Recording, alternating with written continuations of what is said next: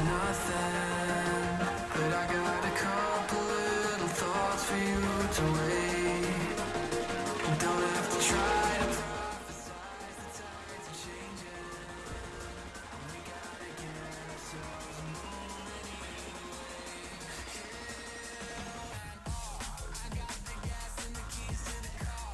You got the heart and the means to evolve. You best believe you can see through it all. Just got to stop by receiving the call. I got the gas and the keys to the car.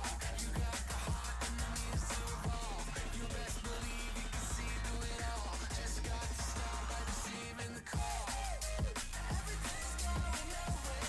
I still got a lot to do. I never get a chance to mention. I'm glad that I'm here with you. And if you ever catch a signal, I know that you pass it through. Yeah, we get shit done together.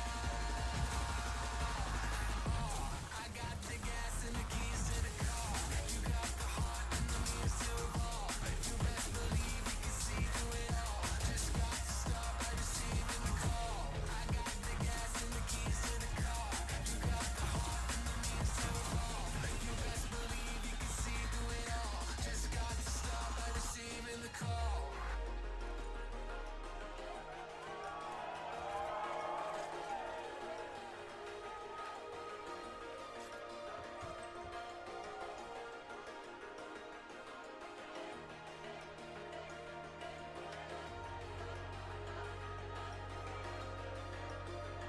See, I wouldn't call you to apologize for nothing, but I got a couple little thoughts for you to weigh.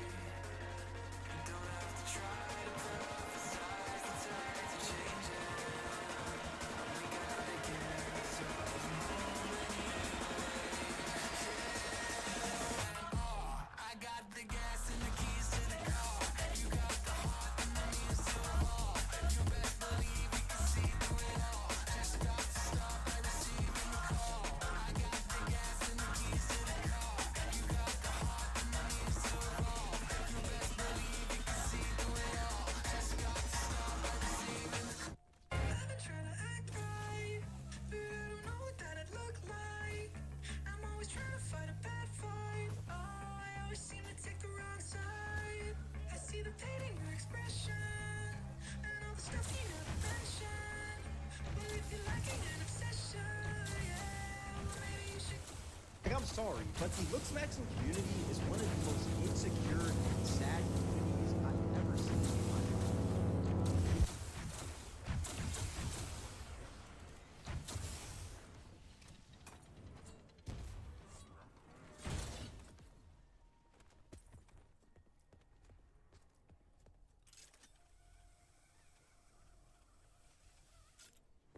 So what you just watched was a looks maxing or black pill edit of me, because a few months ago I made a video about the cringe world of looks maxing, calling out how this looks maxing epidemic is pretty cringe and it's toxic because it's just making you hyper focus on these small things that you really shouldn't be worried about. No one's perfect, so why try to do all these things to be perfect? And me being right, these looks maxers decide to make an edit of me calling it coke and calling me a sub 5, saying that I'm ugly. And in that video I also called them out for making these weird edits, flexing other dudes' looks, yet they wouldn't even show their face on their account. And when I did that, they would claim that I was proving the black pill right. When in that video, I never said that looks don't matter. I just said that looks aren't everything. And of course, if you're gonna sit there making videos of other people's looks, I would expect you to have your face on your account, especially when you're making fun of people's looks who have birth defects. Like, they made a whole edit on this one dude, basically calling him ugly and saying that it's over for him because he has a cleft lip. It's disgusting. Look, I may not be the most attractive guy in the world, but I have many other qualities that people will like. And I promise you, this dude who has a cleft lip as well has many qualities that other people would like. Call it coke, but in my honest opinion, I call it being grateful and being optimistic, which is what a lot of these looks maxers and black pillars lack. I'm grateful that I don't wake up every single day hating the way I look to the point where I'm smashing my skull in with a hammer. But honestly, if you're a looks maxer and you hate my opinion on this stuff, make way more edits of me calling me chopped, all this stuff. The more you guys make, the more I'll make videos on this stuff. I'll make a whole video reacting to your guys' looks maxing edits of me. Please make them. That would be hilarious. But yeah, in today's video, we're going to talk about looks maxing once again. And later in this video, we'll actually take a look at the comments on my last video, because a lot of people disagreed with me. Also, another thing, I can't lie, in that video I did get a few things wrong. Like, I didn't know some of the terms for the certain facial bones, and also just some of the looks maxing terms and scales of looks maxing slash black pill. But my overall point was that this looks maxing stuff is cringe. And once again, don't get me wrong, looks do matter, but don't make it your top priority to the point where you're hitting yourself in the face with a hammer at 15 years old. This is how to bone smash. I have my Sharpie here. See this area right here? Your cheekbones, your zygos right here. I'm just going to be marking where I'm going to be doing in these two areas. I'm just going to start hammering at this. I'm just going to be doing a shorter version. Normally I do it 5 minutes on each side, so 10 minutes in total. I'm just going to do a short 10.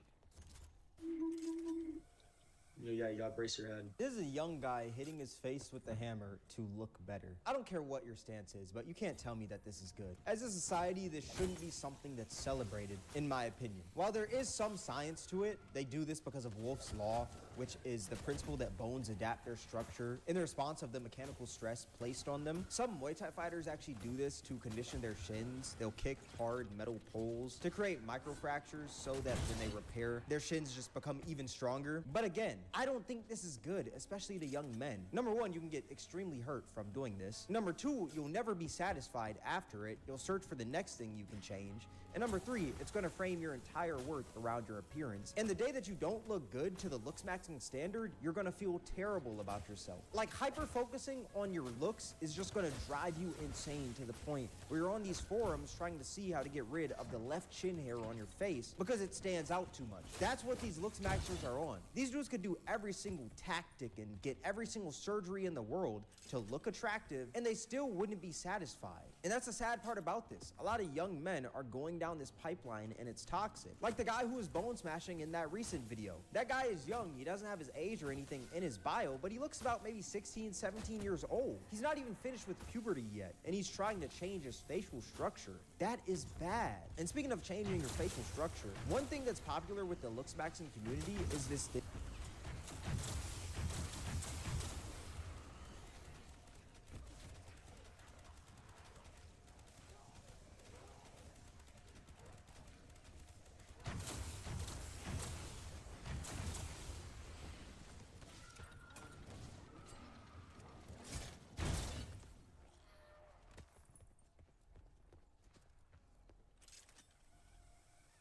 If women don't hate you, fear you, despise you, then I'm sorry to say, you're not going to be drilling hole anytime soon. Yeah, pickup artists. Somehow, I really thought we left this behind.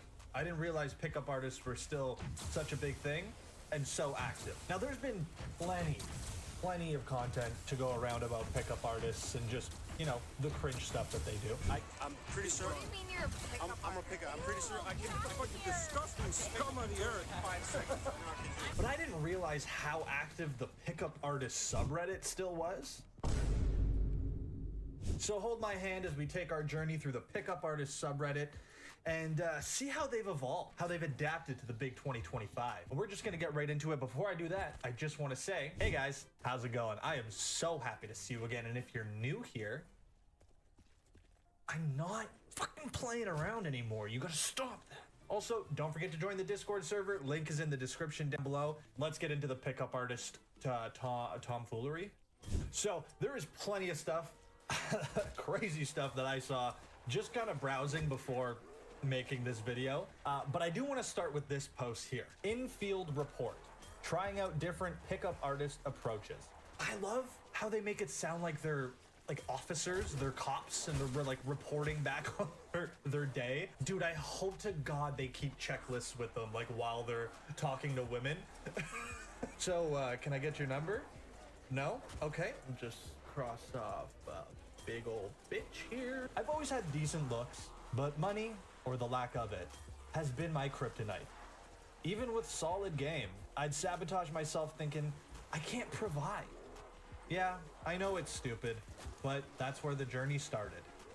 After reading 48 Laws of Power and Art of Seduction, look, no hate on those books. I've read those books. They're fine. You know, there's info in there.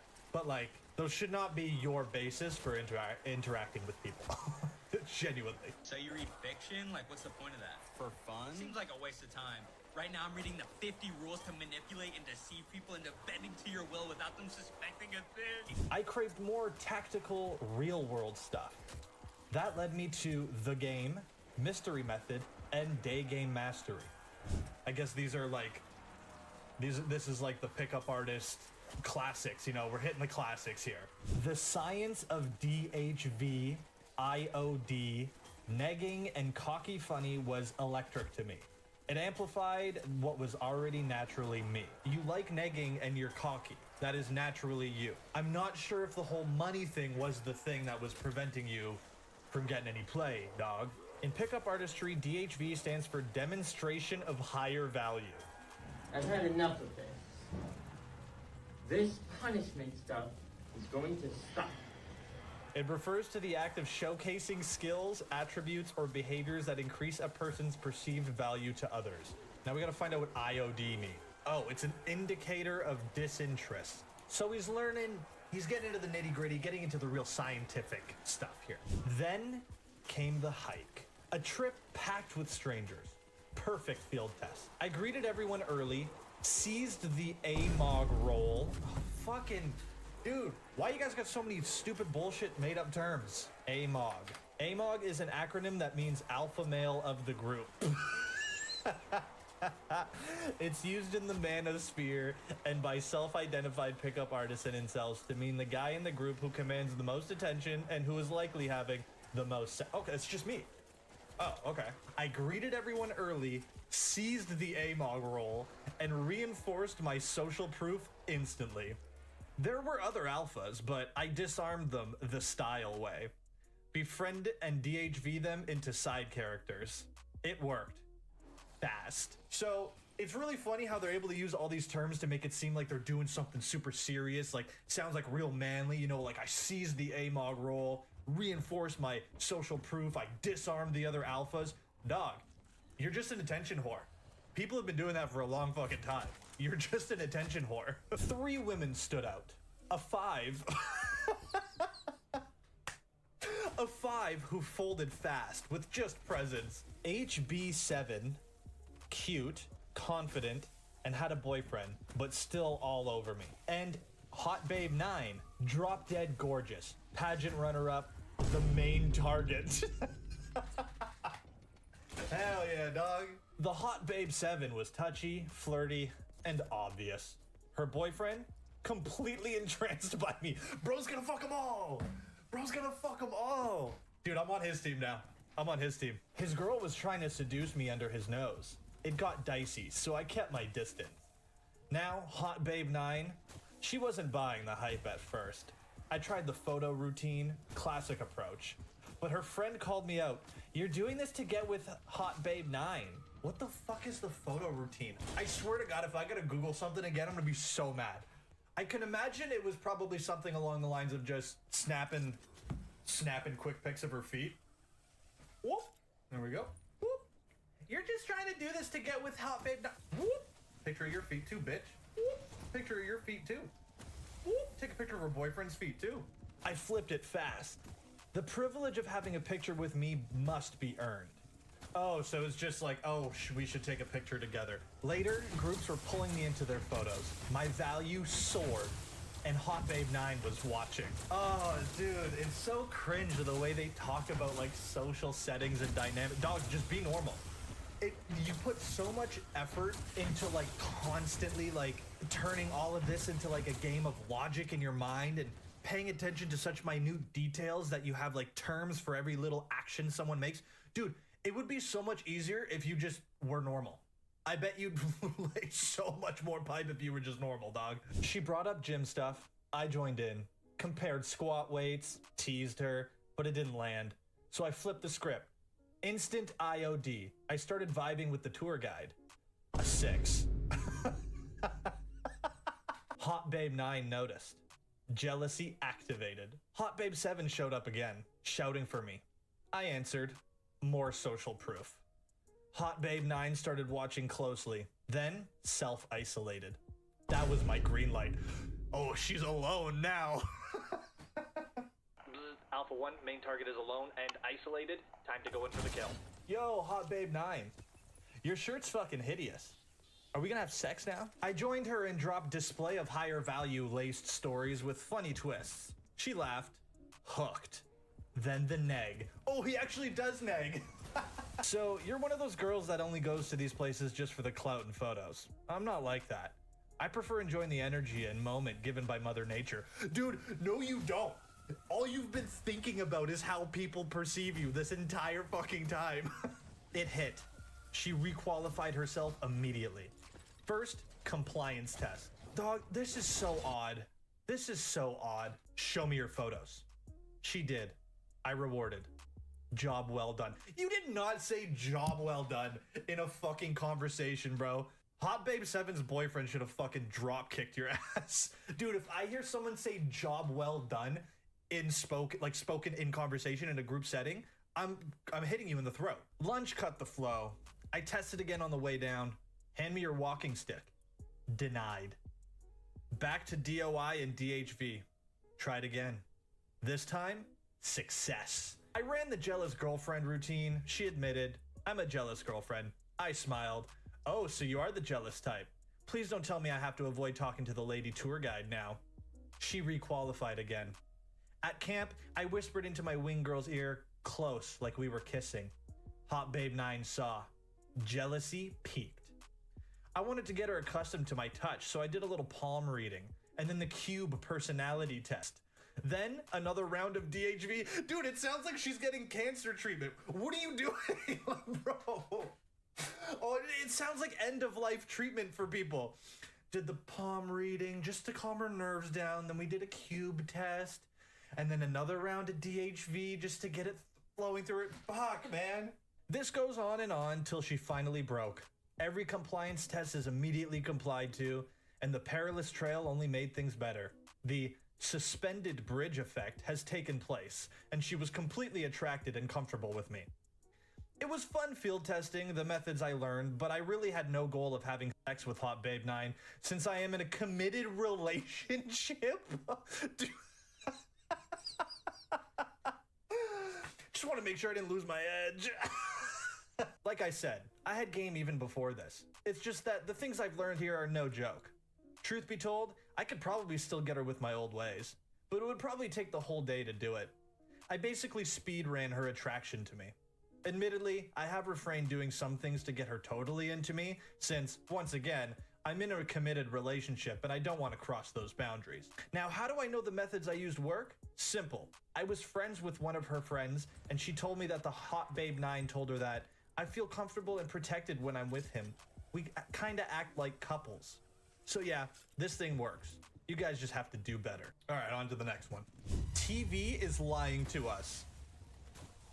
Oh, dog. If this ends up being a paragraph about how romance movies are, like, unrealistic, I'm gonna fucking lose it. Late at night, I'm not sleeping. I open the TV. I never watch TV. 500 Days of Summer is playing. I watch it, and boy, I have so many thoughts. Dude, he is literally going to trash a rom-com for not being realistic. Stay with me, this is interesting. No, it's not. I'm 23. I grew up with 90s and 10s rom-coms. I loved them, and still kind of do.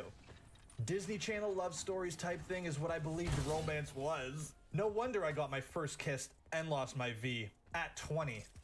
This is, I think, kind of late. After I read Art of Seduction by the one and only Robert Greene. That Art of Seduction will do wonders for folks like you, I guess. Dude, this fucking book is like the Bible to these guys.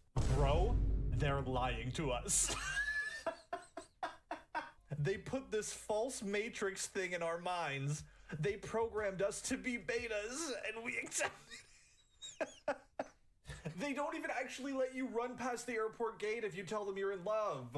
You get arrested by security. Like, it's so fucking stupid. No wonder the school's cool kids had all the girls.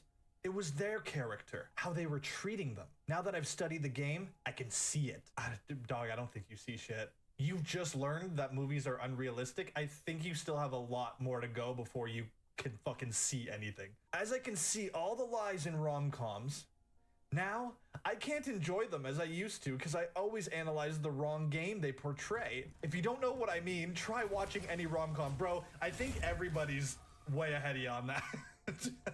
Okay, there are exceptions. Ryan Gosling in Crazy Stupid Love, but he is supposed to be a pickup artist in the movie, so... Also, now we are getting to Fight Club territory.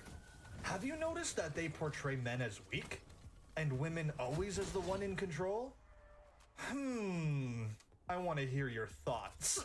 Like, the only women in that movie get treated like shit. Oh my god, the replies, too. That's exactly what I learned and thought these last weeks. Society wants men to be weak to better control us. They don't want you to know the real game. I promise you, society controlling you isn't the reason you can't fuck. I'm telling you right now, it's not the reason you can't fuck. It's because you spend your time on Reddit talking about shit like this, bro. It must be fun to live in a world where you could blame all of your own personal and moral failings entirely on the broad spectrum of society. Sleep with 22 girls in 1 month. Oh, it's a video. The guy who gets somewhere is the guy who's turned on. You know how I know this? Little experiments I did. I took Cialis for a month. I slept with 22 girls that month. Do you know why? Because I was horny. Because when I was sitting at home, I wasn't just sitting at home. I was sitting at home horny thinking I should call a girl. I should do something. Okay, now granted I had some game. Not everybody can do that. But getting aroused helps. The guy who gets somewhere is the guy who's... Okay, first of all, what the hell was with the shadow boxing all of a sudden? That's how he's picking up girls at the bar? Yo, can I buy you a drink? Should have took the drink. Oh, you're trying to get through? You trying to go to the bathroom? Yeah, no, go by, sure. Okay. Bitch. And so he says, okay, wait, he says, let me just watch that again. The guy who gets somewhere is the guy who's turned on. You know how I know this? Little experiments I did. I took Cialis for a month. I slept with 22 girls that month. Do you know why? Because I was horny. Because... Yeah, no shit. That's like me saying I did crackhead shit because I started smoking crack for a whole month. Dude, I just got out there, smoked some fucking crack, and dude, started fucking stealing shopping carts. Started shitting under bridges. You know why? Because I got out there and I smoked the crack. So I started doing crackhead shit. Yeah, that's what you guys aren't doing. You're trying to do crackhead shit without smoking the crack. You gotta start smoking crack. Yeah, no shit, you're fucking more. You were...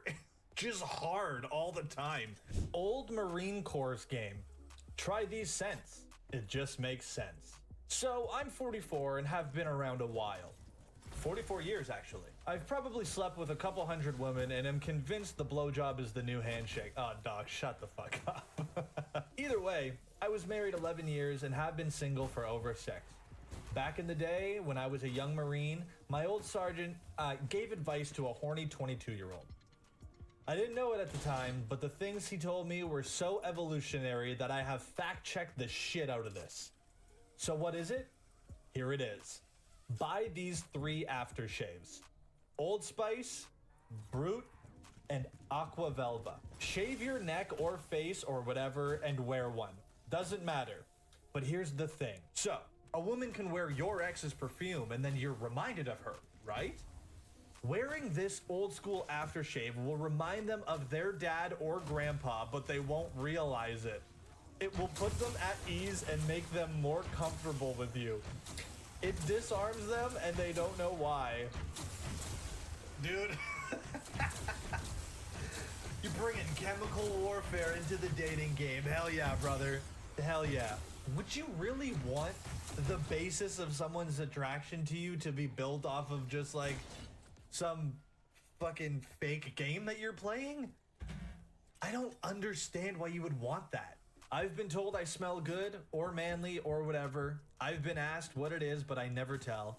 Sounds silly, but file that away. Plus, no man is wearing that shit these days. But it got your grandpa laid. Hell yeah, dog. And that's just the spirit of things, isn't it? Your grandpa was getting the sloppiest fucking top known to man wearing fucking Old Spice aftershave. So why can't you? horrible thought, but like, what if she doesn't have the greatest relationship with her dad or grandpa, and you're wearing that shit, and she just hates you for no reason and doesn't understand why?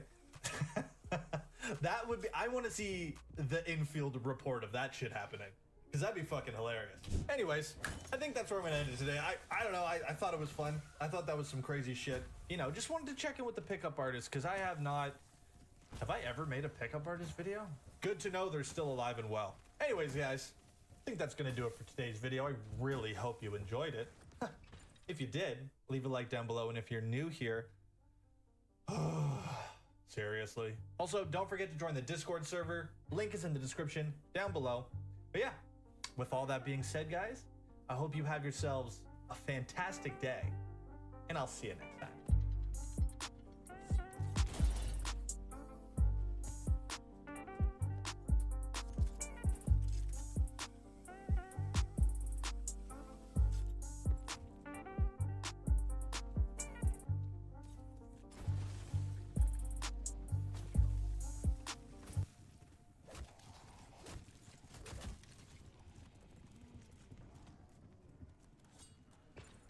If your ideal woman looks like a child and behaves like a dog, there's something wrong with you, man. There probably is. Today, we're looking at the subreddit Involuntary Celibates Writing Women. Can't say the other word because apparently every time I say it, I get demonetized like instantly. Now, a lot of you guys have been asking me to do the other very popular subreddit of this same sort of theme, but it seems like every single day there's a new video of that subreddit that pops up on YouTube. So I just want to do something a little different, you know, because I'm on the cutting edge of YouTube Reddit reactionary content. The cutting edge. I'm a visionary, really. And I promise you this one does not disappoint. Thank you for being a good master to me. I know I'm just a worthless being of darkness, but you shine your light on me anyway. The pressure was built up in her uterus. That's how we start this? Are we seriously gonna start it this way? Okay. Oh God, I just read the first line. This is horrifying. You're not gonna like this. But enough yapping, we're gonna get right into it. Before I do that, I just wanna say, hey guys, how's it going? I'm so happy to see you again. And if you're new here, stop. Seriously, stop. And also, don't forget to join the Discord server. Link is in the description down below. But other than that, let's just get right into, you know what? I'm gonna say it. Incels writing women. Please don't demonetize me. Okay, so this first post is titled, Losing One's Virginity Changes One's Bone Structure. I already hate this. Okay, so this looks like it's an excerpt from like a novel or something. She was the perfect picture of a beautiful Japanese girl. Small feet, small nose, wide eyes, narrow hips that showed she was a virgin. Hey man, when you hit the double small features in description and then follow it up with something about virginity, yuck. Hey, right? It also just fully sells the incel aspect to this, that it's a Japanese girl. Small feet, small nose, wide eyes, that's literally an anime character. Man writes a list of traits for his desired wife. I can only imagine. All right, let's do this by the books of wisdom. What I want from any female for relationship. 1. Female addresses me as master, owner, hubby, or god. 2. Female does not start drama, harass, or nag me. 3. Female obeys all my commands. Hey bro, you're actually kind of just describing a dog, and like, if you're brave enough, you can make that happen. 4. Female is loyal and never cheats. 5. Female does not masturbate, as all her lust must be saved for me. 6. Female must be virgin before we meet and stay with me forever. This obsession with virginity is so strange. 7. Female must always ask for my permission for most things. Yeah, dude, you described a pet. You described a pet. Get a bearded dragon or something. But don't fuck it, please. Don't do that. Okay, and then he gives us a little list of typical interactions that might happen between him and the wife. Typical interaction between owner and female should go as following. Master, what's for dinner today? Female. Whatever you desire, master. I live to serve you. Dude, why do you want this? This sounds like a chore. Master, go prepare the bed for sex. Prepare the bed? What do you have to prepare? Dog, what are you preparing on the bed? Female, yes, master. At once, I am so excited. Oh, and then it jumps to during the act of intercourse. Female, oh God, yes, master. Okay, yep, okay. Master, when I'm ready, calm down, pet. Female, yes, master. You are lord and king here. I only exist to serve you. Master, who owns you? Female, you own my mind, body, and soul, master. My heart completely belongs to you, master. Of course it does. Good pet. Yeah, see, you want a pet. A pet that you can have sex with. That's nasty. Later, while cuddling about, okay, so it jumps to some aftercare here. Female, thank you for being a good master to me. I know I'm just a worthless being of darkness, but you shine your light on me anyway. I am so lucky to have you as my owner. Master, it's okay. I enjoy it. Oh, hit her with the little nonchalant shit too? Hit her with the, yes, alright, I enjoy it. Puts AirPod back in ear. Hell yeah. Yeah, dude, that list is brutal. That sounds horrible. That sounds boring and horrible. I feel like this is also some kind of weird fantasy. Oh God, I just read the first line. This is horrifying. You're not gonna like this. Do girls get wet in school?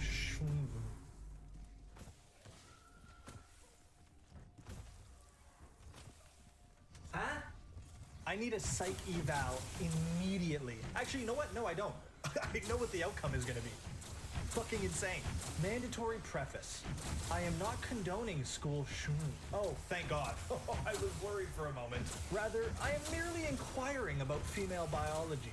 Oh, he's just a curious soul is all. I guess this is what they mean when they're talking about childlike wonder and whatnot. We all know that women love attractive, dominant men. Within the context of a school the shooter is unequivocally the most dominant man. You have worms in your brain, bro. That is, the shooter transcends his current status in the dominance hierarchy and temporarily becomes an ultra Chad. This is fake. I don't believe this. I don't believe this. The sliver of a chance that this is real fucking bothers me, but ultra Chad? Given the female's close proximity to this ultra Chad during the shooting, one can reasonably conjecture that the females, although scared for their life, experience extreme sexual arousal and attraction towards the shooter. Hoping that perhaps rather than shooting them, the shooter has sexual intercourse with them instead? Is my theory correct? Have studies been conducted on this? Studies? Studies. How? Who? Why? You need to be studied. You need to be fucking studied. People are so concerned about fucking vaccines giving autism. I think we should be more concerned about whatever's doing this to people. These go hard. Okay, so it's another list of like girlfriend requirements. Girlfriend requirements for me. Double D tits. Hell yeah, brother. Blue eyes, fat dump truck, very skinny, under 100 pounds. How does that work? You just described a homunculus, bro. That's not possible. Large chest, dumpy, under 100 pounds. That's a freak. You just described a freak of nature. Light skin, of course. They all always want light skin. Some Slavic, maybe Nordic phenotype. Brown hair or rich blonde. Nice legs. Virgin. Obviously, that's a given. Good cook. Innocent. Doesn't talk to anyone except me.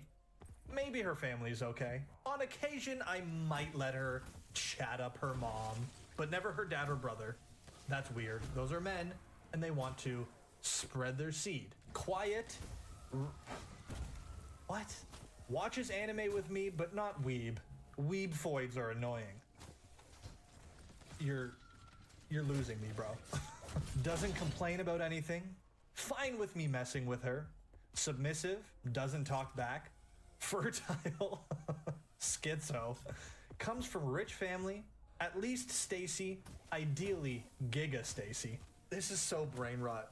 If you don't know what Stacy means, it's like the idea of a Chad, but I think it's the female version of it. That's my understanding. I'm not even gonna fucking Google it. I don't care. Cleans the house, always tells me I'm very handsome, smart, funny, and strong. No hair on her. What a great closer, man. Like, you've literally just described an autistic child with inflated features. This is so insane. Ideal woman for me would be like about 6'4", 6'5", scars, face paint, and just a huge fucking vagina.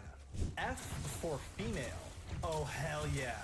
We got some Facebook post fan fiction being written here. The pressure was built up in her uterus. That's how we start this? Are we seriously gonna start it this way? Okay. The pressure was built up in her uterus, and she knew. Her period had arrived. Looking around class, everyone was focused on their work, and Mr. Johnson was flipping through his newspaper. She raised her hand, and he looked up. I need to use the restroom.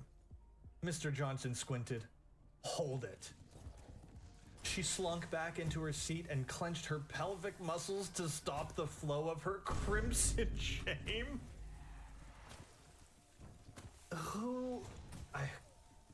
I mean, man. Facebook period kink fiction. I'm discovering shit today. 10 minutes passed, however, and the pressure was mounting.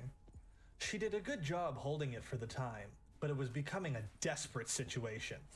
She raised her hand again, and Mr. Johnson misogynistically sighed.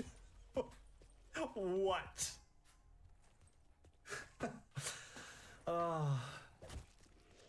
Was that a misogynistic sigh? I really need to go to the bathroom. Fine, but you get an F for female. She frowned, but had no choice. She made a mad dash to the bathroom, breaking her heels along the way. You're wearing heels at school? Which flattened her shoes enough to gain more speed. As she ran toward the bathroom, her heaving, ample breasts filled with milk bounced and sloshed back and forth in her bra. Keep in mind, this is a schoolgirl we're talking about. Thankfully, she made it in time before her womb made a bloody explosion. She inspected her underwear in the stall and sighed in relief. Thank you, Kegels. Oh. The 4 pillars of being a woman. Kegels, high heels, period, and sloshy, frothy, milky breast. This is almost bad enough to be a New York Times bestseller. She pushed and peed the blood. That's gross. Making it look like a murder scene all over the porcelain walls. Now, to plug herself. This is so crass. She pulled a tampon from her purse and opened the packet. Perspiration beaded on her forehead as she examined the phallic shape. As she pushed it in, she let out a gasp, then a moan. Mr. Johnson would never know the wonders of being a woman. Okay, get out of here, dude. It's almost like people who write this have never even actually met a person in their life. Like, you've never interacted with another human. Unfortunately, I don't think that one's satire. Why must they make up this stuff? All right, so it looks like we're just being immediately thrown into the middle of a Reddit thread, and it's just somebody responding to this comment. Really? It's her pubic bone. Actually, it is a large mound of Venus. Next time I go to a restaurant, I'm ordering the large mound of Venus. I will be police escorted out of there, but by God, if I don't get my large mound of Venus, it is a large mound of Venus. That sometimes happens when a girl begins to have lots of sex at an early age. What? Everything always goes back to like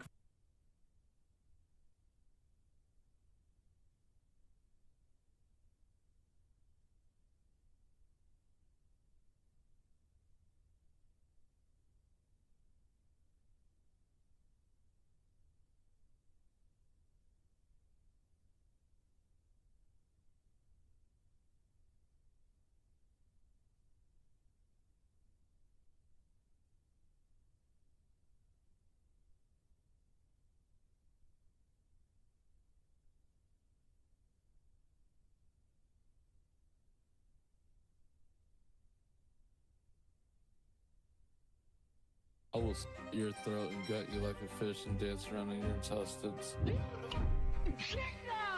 am getting ready to explode any minute now.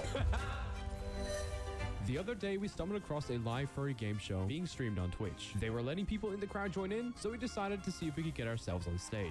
All right, so we do have some new people here. Hello. So here is how this is all going to go. So tonight is a very special night. Maple Wolf is one of our key studio staff and our streamers. His birthday is coming up. Tonight, he is hosting a game of Scrapple. Hey, happy birthday. Birthday today. So yeah, Spawn Maple's birthday has a benefit a PC only. Icon on the set, please. Thank you. Sorry. So just stick up thing right there. Thank you for the reminder. Oh my God, it's so let's loud. try that again. I'll just give Right. Our first game is a Battle of Champions. Oh, wow. I love the game show. So when are we starting, everyone? Oh, wow, they can hear me all the way across the room. Can you click on the mic? I'm so sorry. You seem to have turned I'm so sorry. I did not Yeah, mean to. that's only for those who will be playing tonight. Oh, okay. Is it your first time here, furry friend? Yeah, my first time. Oh, I really hope it's you. I would love to see you up there. You seem like a great guy. I did it. You're a tiger? I love tigers. Whoa, that was awesome. Please keep language to PG-13. Avoid the swearing and such words. Chill. That's the best way to say it. Darn is about as strong as you can get. Darn it. This center zone here, do not sit in this zone. That's where our stage camera is going to be. You cannot see it, but it will show up on the screen. Wow. Okay, everyone. I know you've waited long enough. As mentioned before, we have one player slot for this game. Everyone else is either a returning champion or priority. So, if you would like to be that one player, please line up along that big cube over there. I make myself very large. I so want to be big so bad. Let me pull up the randomizer here. I see Epic. I see Storm. Vaughn, give me a number, please. 2 to 10. 7. 7 will do. The challenger will be, you wanted it, you've got it, Dinky. Yes! No. Have you seen this game at all? Nope. Okay, this is going to be interesting. But don't worry, I will be explaining things as we play along, okay? So, yeah. I'm so excited. Guys, I got in a game. Yo, congrats, dude. Yeah. I'm so hungry. Right to your favorite deity, folks. We're going live. All right, we're getting started, people. If you're in the audience, please make sure that you are quiet for this game. Here we go. This is Oasis and Jaguar. They're back to try for a Scrabble sprint worth $5,000 today on Scrabble. It's the crossword game you've played all your life, but never quite like this. And here's your host, Spawn Maplewolf. This Thank you, Timu, for that introduction. Very much appreciated. All right, welcome both of you. Oasis, how are you doing tonight? Really doing quite well tonight, Vaughn. Thank you. And how is the birthday wolf? I'm getting older. Let's put it that way. It's all. Please tell us the Oasis story. Well, I am a software developer by day, and I am actually getting back into streaming quite soon. Yeah, mostly doing the new Final Fantasy 14 raid tier that just came out like this past week. So, looking forward to clearing some new content. Oh, I can't wait, dude. I can't wait! All right, good luck to you. Your opponent needs no further introduction, but we're going to introduce you anyways. It is Jaguar Master. Let's talk about you. Please do. Well, my current gaming addiction happens to be Persona 5 Royal. And we are going to be playing Scrabble till one of you has solved 3 words in our crossword. And your clue, Oasis, a capital idea. All right, I'm going to take the tile number 3, and I'm going to take tile number 7. Okay, we are going to pass control over to Jaguar now. As we continue with our second word, we are going to start with a T. I know, I'm a little ahead of myself. The computer is a little slow. Nothing personal. Slow computer. It's okay. Gotta love technology, am I right? You have to say it twice. Gotta love technology. All right, we are continuing with a T from Onwa. We have 7 letters in this word. Your clue, Jaguar, a hot mess. all right, I will take the 6 and the 9. Somebody's got to do it. Drop the I, please. Dropping an I. It is safe. Drop the U. Okay, dropping the U. Also safe, you have 3 letters in the center. A hot mess. Any thoughts? None coming to me, so I will take the 4. Oh, it's autistic. It actually might be. N and X. Ugh. Drop the N. Dropping an N. $500 right now if you could tell me a hot mess. I don't know it, but I have a feeling that X is a stopper. If I know what it is, Unfortunately, right? you can buzz in right now or draw your tiles. What do you have? The 500 was out of play, and Poutine is correct. Poutine! Oh, good. Look how like they're like all staring at it, bro. What the? They're all like just still against the back wall. What the? fuck? I will take care of isolation, so Behemoth and Dinky, follow me, please. Yeah, let's go. Hello, everybody. Hello. No. Don't mic up yet. Oh. Mic up yet. I'm sorry. It's okay. Follow me. Leave this way side. You're gonna hit the. How's everyone doing in the audience? Is it a good game so far? You guys want to know what my dog's name was? I named my dog Dinky too. He's 17 years old. He's blind and deaf, and has a brain tumor. I heard that we could win like $8,000 on here, so I was like, oh, I should come here. Hello, everybody! Hey, come back. Oh, no. You're good. Behemoth, did you turn Oh. your mic? Let's go, Dinky! Yeah, hype for Dinky, everybody! So, guys. I'm so ready. Can everybody hear me? Yay! I'm 26 years old, I'm unemployed, and I love to play VR tech games. And where do you live? It can be where you actually are or made up, whatever you like. I live in Miami, Florida. I live at 1726 Lord by... Oh, I'm sorry. Okay, everybody ready for round 2? Woo! Isn't that an awesome song? All right, welcome back. He's a Scrabble super fan, and he's a VR enthusiast. From Kentucky, Behemoth, and from Miami, Dinky. All right. Oh, you forgot I was unemployed. Well, hang on. We'll get to you in a moment, Dinky. Behemoth, Okay. welcome aboard. How are you doing tonight? It's nice to be here. This is the first time I've been on one of your game shows. Oh, great. Glad to hear it. All right. Please tell us about the Behemoth story. All right, I've been a game show fan for about over 35 years. I have 2 favorite game shows. One is Where in the World is Carmen Sandiego, and the other is Scrabble. I've actually personally written over 400 Scrabble clues for fun. 400 for fun? Oh, it's over, bro. Get cooked. You're ready to get Oh, that's awesome. Come smack, guys. All right. And your opponent is Dinky. Hello, Dinky. I believe this is your first time. Hey, what's up, guys? Yeah, I've never played this game before. My name is Dinky. I'm 26 years old. I'm unemployed, and I have autism. Okay, that is fine. We are quite happy to have you here. We hope you have a good time. So we're going to open up the board and start our first word. Yes, we're going to start with the E in a 6-letter word. And your clue, Behemoth, he's got all the answers. I don't know what the clues, so I'll take 2 tiles. Tile number 2, and with tile number 6, please. Number 2 and number 6.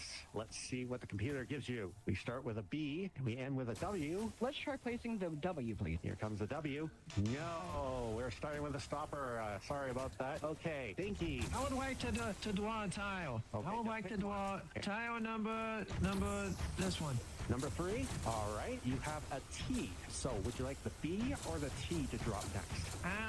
I would like to drop the T. All right, here comes the T. First word. All right, now the clue, I will repeat. He's got all the answers, and you have another letter to drop if you do not know what it is right now. I would like to drop the B. Okay, we're going to drop the B. B is worth $500, but you have to tell me right now what the answer is. I would like number 1. Number 1, okay. And I would like number 4. Number 4. 1 and 4 give you A and R. Which one would you like first? I would like to place the A. Okay, here comes an A. Unfortunately, that was another stopper. 2 down, 1 to go. Well, I know the answer, but I want some money, so I'm going to take tile number 5. Oh, you're going for the monies. Okay. What is number 5? R for 500. R. It is indeed 500. What is it, Behemoth? Trebek. It is Trebek. He's got all the answers. Who the is Trebek? Is that someone from Star Trek? That is one word for Behemoth. We will set up for the next word. This This is a 6-letter word. Yes, it is. We have an E, and your clue, Dinky. Slap me silly. Slap me silly. Don't actually do that. Oh, okay. Can I draw some cards? Now, yes, you could do 2 numbers to get you started. And twisting. I would like to draw number 1. No, number 2. Okay, we're taking number 2. I would like to draw number 1. As well as number 1. I would like to draw my M. Okay, we have O and M. We're going to start with the M. Whoa, what? This is rigged. I think I know what it is, so I'm going to take tile 8. Hockey. It is hockey. This guy is cheating. He's cheating. He has 40 years of age on me. Hey, Whoa, what? This is my M. Okay, we have O and M. We're going to start with the M. Whoa, what? I would like to draw my M. Okay, we have I would like to draw number 1. as well as number 1. I would like to draw my M. Okay, we have O and M. We're going to start with the M. Whoa, what? This is rigged. I think I know what it is, so I'm going to take tile 8. Hockey. It is hockey. This guy is cheating. He's cheating. He has 40 years of age on me. Hey, it's 35. All right, Dinky, it's back in your control for this word. Okay. Dinky, it is in your control again. Okay. We're going to start this 7-letter word with an O. It's O. I think I'm going to take my 2 tiles. All right, go for it. Do you already know what it is? Go. Do you want an honest answer, or do you want the... Yeah, I want the honest answer. I want the honest answer. How? There's 1 letter. Yes. He's cheating. No. Well, you got your That's word. 1 letter. How does he know what it is? Can I try to guess the word? Because if I get it wrong, he already wins. So can I try? Well, do you want to drop the E first? No, I think it's alimony. Alimony? No. This is some bullshit. Welcome to do so. You're welcome to solve or draw a tile. Zamboni. What? Zamboni. On the ice. Cheating. Thank you. Remember what we said about language? He's cheating, but he's cheating. No, he's not cheating. Hey, guys, I think he's cheating. I think he's cheating. I think he's cheating. Look me in my eyes and tell me he's not cheating. Nobody knows what Zamboni is. This is false advertisement. Hey, sir, this is cheating. You see how the other 2 play? It's very easy to get it on the. But nobody knows what Zamboni. Oh, goodbye, Dinky. Where'd he go? Asking for a definition of Zamboni. He probably doesn't even know the definition of Zamboni. Zamboni is used to flatten ice on like a hockey rink or something. I've also noticed that all the clues are fairly tied to Canadian stuff, and a Zamboni fits with hockey. Sir, it was a Zamboni. Cheating. Your final word. You piece of cheating. Who is saying that? What is going on? Whoever that was, they were throwing F-bombs and heckling at Behemoth for cheating. Oh, for... This is why immature people shouldn't be around here. Yeah, I agree. I am getting ready to explode any minute now. It's okay. I think I know who they are. Oh, just And now, the finale we've all been waiting for. Your final word, with 13 seconds remaining, is 9 letters long. Go. The coolest ride. Snowboard. Snowboard. Yes. Well done. Good job, dude. Well done. Good. With 4 seconds remaining. Cheater! You cheater! Justice for Dinky! This is stupid! You have a Whoa. Dude! Thank you. This guy's fully crashing out. I'm glad you had fun. Until next time, I am Bob Maple Wolf. Say good night. Until next time, from Scrabble. You came me because I have autism, you little kid. And I deserve to win. And you will mean you kid. I love you. I love you. I love you too. I will slit your throat and gut you like a fish and dance around in your intestines. No, you could never do that to me, Pipsqueak. Pipsqueak. Army. Fake army, stolen valor. And blocked. No, don't block me, lady. Just because you can't handle me doesn't mean you need to block me. Hey, buddy, you gonna answer me? Let's see. Running an AES 256-bit encryption is a smart move. Running a dynamic IP is also a smart move, but internalize Your army, though, right? E4 infantry unit. Mm-hmm. You make a lot of money to pay for a VR headset and stuff. VR Chat Plus. No, I still work an hourly job, and people buy my VRC Plus. I don't pay for it myself. Wait, why do they buy it for you? Maybe because I'm not a kid. I don't know. You just like threatened to throat after like 1 second of meeting you. Maybe you came into a conversation that you weren't a part of. Yeah, you're in a public world though, so. Which means you can still walk on by without saying anything, but you chose to stop and say something. It's alright, 9. I got you. You just read out. He's reading my IP. So if you're in the army, you're reading out IPs, you know that's illegal, right? It's not illegal. It's illegal if I take It's that. illegal. Yeah, it's illegal to grab IPs. It actually is. I have this recorded too, though. You know that, right? Yeah, that's fine. So this is just proof. You just admitted. Again, VR chat's fault. But you're admitting using VR chat to get my IP from talking on their platform. I'm looking at my router's GUI. That's not illegal to look at my GUI. Go ahead. So how long have you and your girlfriend been dating for, Kai? How long does it take for you to just walk off and go the f away? I'm part of Laughing Cough, and you don't want to mess with me. I can get your IP in 2.5 seconds. That's cute. So should I message mommy or who should I message? Because I've been around since 2017. I know all the OGs. Should I message mommy or should I message Cruel? You shouldn't be calling other people mommy if you have a girlfriend. What is he even talking about? He's talking about Laughing Coffin members, I think. I don't know. I don't care. Dude, you're looking at him so intensely. Oh, dude, quit smoking. It's not good for you. You don't need a client to dox somebody. Like, I'm not running a client, but I mean, I could do anything I want. Of course you can, man. The world's your oyster. Hey, have you turned on this guy's text box? Nope, they're not worth my time. Oh, okay. Shadow's upset because you got rejected by your girl. So, Hi, Buck. Hi, I'm gonna give some sass here. Why did I see a vote to kick?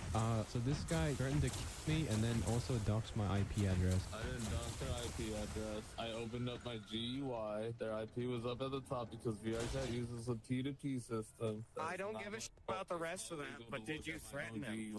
Yeah, he told me my throat open. Did you threaten? Buddy, I am sorry, but I don't condone that kind of shit here. You threaten somebody, you either got enough time to act on it, or you got enough time to get the out, so. God damn! Thank you, Buck. I appreciate it. Like, I don't care, but you don't have enough time. If you two have enough time to have a private conversation that involves other people stepping in. Well, see? We were just sitting, like, she said I love not enough like, time we just said I love somebody's you. life. God this damn! person came in and, like, interjected himself into our... Did you confirm on threatening someone else's life, right? I said his throat and dance around in his intestines. You what? I'm sorry, I'm not Cat. I am trying to chit-chat with him. I am trying to be polite. If you have enough time to threaten people, you have enough time to take a step out and not deal with it. Baby, he's talking to me. Let him talk to me and let me explain. I am talking with the one who has ascertained threats here, because I don't condone that whether I did not dox him. I did not do anything. I did say I don't. I did say I would dance around and test it. I would admit that. And you said just my throat too. They came in after we said we loved each other. They came in and it was like, oh, I love you too. It's like, bro, like, you're disrespecting the relationship. If you guys have enough time to have this, block each other. This conversation needs to end here. Cat, did you say that? I can't see what Kat's saying because she has me blocked. She said you said something about stealing her away and stuff like that from Oh, him. no, I never said that. Wait, who is this Shadow Wolf? Is this one of your friends here? Why are you saying oink oink oink there, Shadow Wolf? Okay, Shadow Wolf, if you got enough time to deal with this, I'm gonna ask you to please step away from this conversation. Furry, if you guys aren't playing the game, ask that. If I hear anything else from either of you about you guys bothering anybody else, Lavender? I didn't kick anybody. I haven't kicked anybody. I'm trying to get both sides. That's impossible because I'm the lobby leader. There's no way. You don't have any moderators? Nope, it's just me. I am the only person who has any power inside of Olympian Raves. That is my lobby. VR chat tonight has been having some issues, but I can guarantee you I haven't kicked anybody. I haven't kicked anybody, so if she's telling you that, it's 100% bullshit. I haven't kicked anybody, and she's trying to cause sass. Damn. So, You're talking about his girl now. if she's gonna cause shit like that, I'm No, sorry. no, she's not causing anything. Like I told her, like, I'm in Discord with her. I already told her, like, you're good. I haven't kicked anybody, but if she's accusing me of that, I will kind of take that personally. So, yes, and VR chat's been having those issues. I am going to give you this one warning about it. Don't do that, ever. I don't give a shit about your partner or not. You never threaten anybody in any of my lobbies. You got enough time to do it, you got enough time to actually pull the trigger. So, are you going to pull the trigger on somebody, or are you going to sit there and chit-chat about it? I'm not going to answer that question. answer it or not. Are you gonna do it to somebody you don't know for the sake of it? Because if you're gonna be a psychopath like that, I don't need people like that in here. Trust me, I've offended my partners, but I haven't threatened people's lives. I wake up in like 6 hours. I gotta wake up in 4.5, buddy. Trust me. That's why I'm not taking any part of it. I've lived on a farm long enough to know if you got enough time to cause somebody sass like that, you got enough time to either off or figure it out. So are you gonna figure it out or are you gonna off? So you got two options: block them or go and enjoy other games that are in here until we all leave. Hey, we can keep that in the room. Right? Yeah, good. You two block each other and figure it out. Keep left.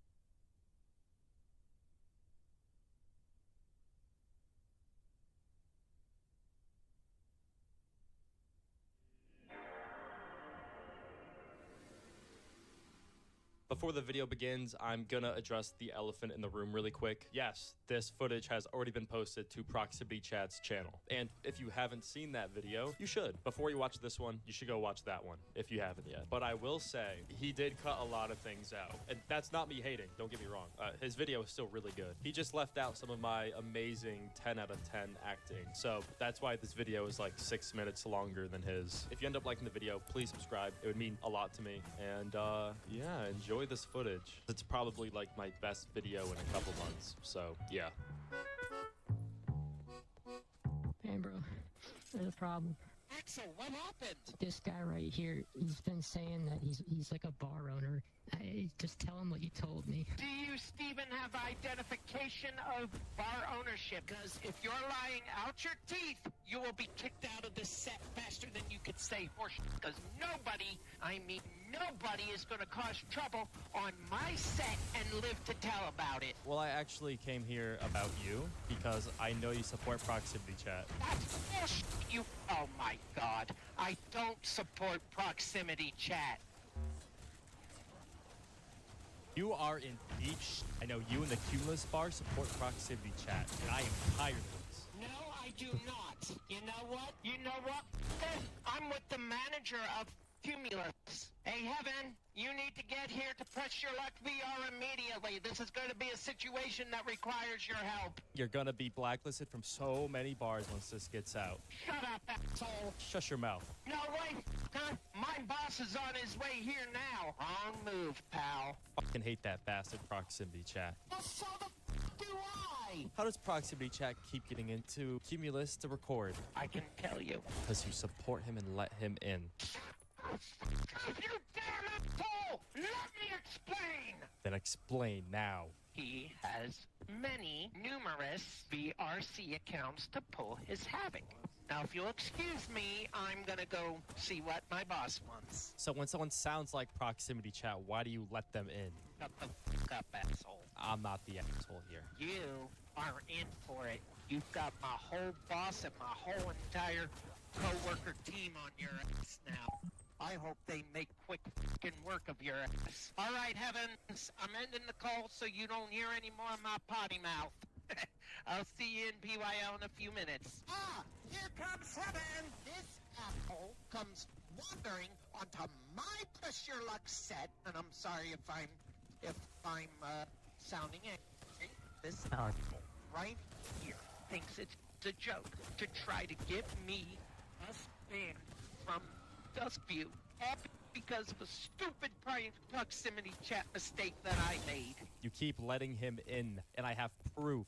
You're harassing me, and I could get you suspended indefinitely from here for that. All right, everybody. That's enough. That's enough. That is enough. You calm down for a minute. Yes, Tragic. Yeah, listen to your friends. Bastard! Holy moly. All right, catch us up on what's going on. So that person over there keeps letting proximity chat into multiple bars, and he's ruining lives by it. And I'm fed up. You ain't the only one. I've been trying to fight against keeping them out of our bar like crazy. And every new account, we've been trying to figure out which new account it is. We've banned him on the spot. Can you elaborate on how he's letting him in? I have reason to believe that he's in cahoots with proximity chat. He could be messaging on Discord right now. All right, but you're not answering my question. Can you elaborate on how he's letting proximity chat into the bar? I'm gonna be 100% honest with you. Bond genuinely hates this dude. Because he's a double agent. That's what he wants you to think. He wouldn't be doing this threatening stuff. He wouldn't be doing it if he's not 100% sure. But if he's 100% sure, then he'd be doing what he's doing then. If that is the case, then his position is gone. We will have no choice but to remove Bond from Cumulus because we will not have somebody who's in cahoots with a known troller. I think we need to get Bond over here and talk to him. Yeah, just like a civil discussion. And if he doesn't want to be taught civil or anything, then our hands are tied. Then he's gone. You know. If he doesn't try to want to talk civil, I figure something like this, one of these days will be this will pop up eventually. I had a feeling it's coming. I just didn't know when. And pretty much all three of us pretty much had that feeling. Oh, Missy's here. This doesn't involve Misty. God damn it! Actually, Tragic. He was the founder. So technically, it does involve him. All right, Hi. What do you got? I know from multiple sources, and I'm being civil about this, okay? I don't want no yelling. I know you have proximity chat in your friends list, and you let him into bars, and you tell people around you that that's not proximity chat. I'm sorry, what bullshit were you spouting? Stay out of it. This is just us. Excuse me? Misty, let the man fucking speak. Oh, no, not after that. You make a shitty first impression. I boot proximity out of that bar every time I meet him in there, and so does King Midnight. So again, what bullshit are you spouting? And I founded this bar right here, so it does involve me. Missy, stop!